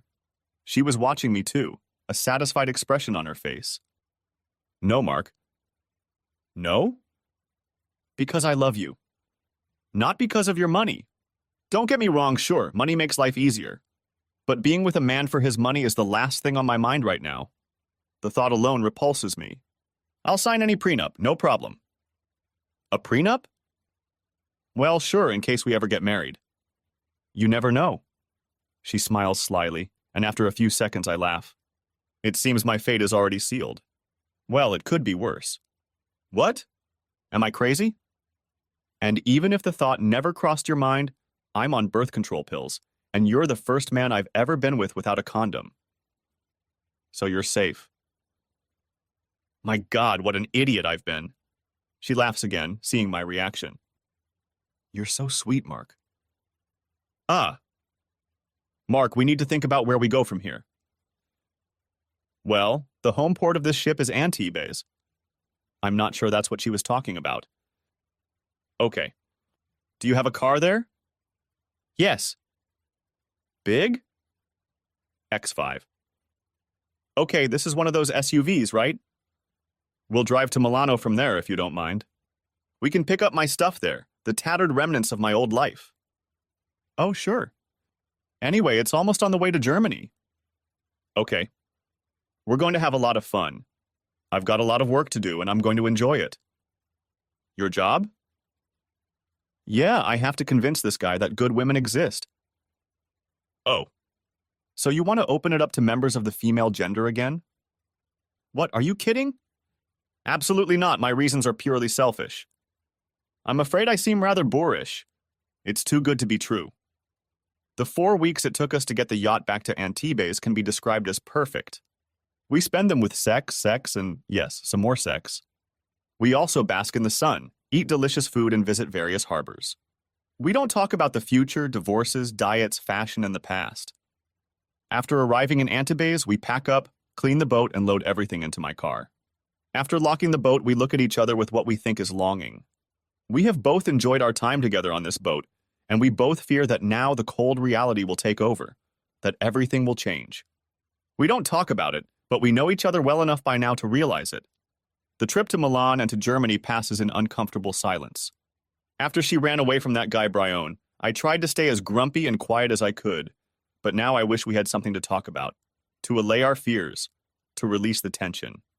I don't know what she's afraid of, but I'm afraid of losing her again. To be completely honest, I fell completely in love with her, and I'm afraid of getting hurt again. We've been living in my apartment for about 4 weeks, but the spark has somehow disappeared, replaced by an underlying tension. The sex is still good, we like living together, we enjoy each other's company, but we are no longer as relaxed as we were on the yacht. I'm seriously considering going back there in an attempt to save our crumbling relationship. I don't know what else I can do to stop it, and we both avoid the subject. We're watching something on TV now, and I realize again how unattractive the program is. She snuggles up to me, resting her head on my shoulder, which is much more attractive. I'm seriously considering retiring to my bedroom for a little entertainment when the doorbell rings. Anna still refuses to answer the door or answer the phone in my apartment, and it's starting to annoy me because it shows that she's not quite at home here. Okay, Anna, I'll get it. Thank you. I open the door and see my nightmare standing there. Julia. Dressed to the hilt, beautiful, evil incarnate. Oh, honey, you're finally here, she exclaims and rushes over to me. Disgusted. She doesn't mind that I don't reciprocate and just steps back, watching me. My goodness, don't you look good? Have you been in the sun a lot? It suits you. Thank you. Aren't you going to invite me in? Please come in, Julia, I hear behind me as I think about how to get rid of her. Frowning, I step aside. Thank you. And you? Anna. I'm Julia. I know. What a strange conversation, I thought, closing the door. Their voices are suddenly harsh. If their words had been daggers, the floor would be soaked with blood right now. Please have a seat, Julia. Thank you. I'm still not talking. So you're a friend of Mark's? I'm his girlfriend. Are you getting paid for this? Are you asking if I'm a prostitute? Well, honey, let's not get down on ourselves. You're not bad looking. Mark's pretty damn rich. I wouldn't suspect a prostitute, but maybe some kind of escort service? No, I'm sorry, I wouldn't want to interfere with your business. What? That's ridiculous. So you didn't marry him for the money? No, of course not. It was just a big misunderstanding during that unfortunate divorce.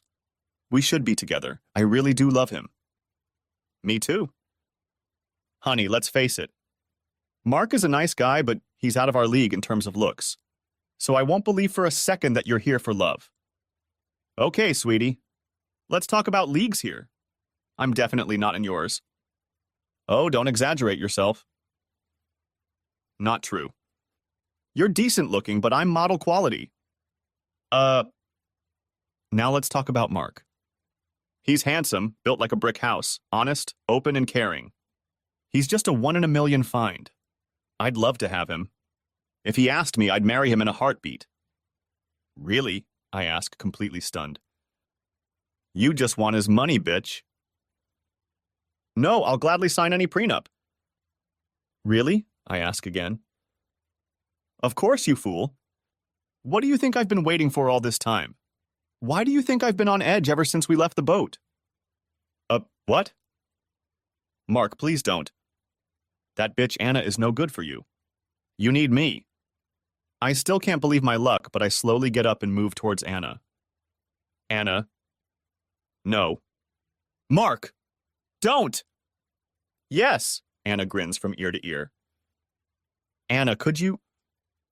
Mark! Someone grabs my shoulder and tries to stop me. I hardly notice it. I'm in a kind of daze. But I love it. It's like a dream come true. I realize that I've been expecting Anna to leave me for good for 4 weeks now that she's back in Germany. Can I really have her? Unbelievable, damn it. Yes. I will. Anna, please marry me. Yes. I can't finish that damn sentence. No, Mark. Julia finally let go of my shoulder, and Anna jumped into my arms. Yes. Damn it. This can't be true. Mark, don't do this. Really? Really? Yes, Mark. Finally. I thought you'd never ask. I was so afraid. This time I silenced her by kissing her. Looks like I'm no longer needed here. Mark, I would have been so good for you. But instead you chose that bitch and let her gut you. You're right, Julia. What? You're not needed here anymore. I'm glad you came. This is the best thing that could have happened to us. The best thing you've ever done for me. Julia, I wish you all the best. I've forgiven you. It doesn't matter anymore. But if you'll excuse us, we have some things to finalize. Anna, don't touch him, okay? I won't. Not like me. Anna and I look at each other in surprise as Julia walks to her door, the front door, and we walk to the other door, the bedroom. I have definitely changed. I have to thank Fulvio Brione and Julia for making this dream possible. Thanks for watching. I hope you enjoyed it. So subscribe to my channel and watch the next video.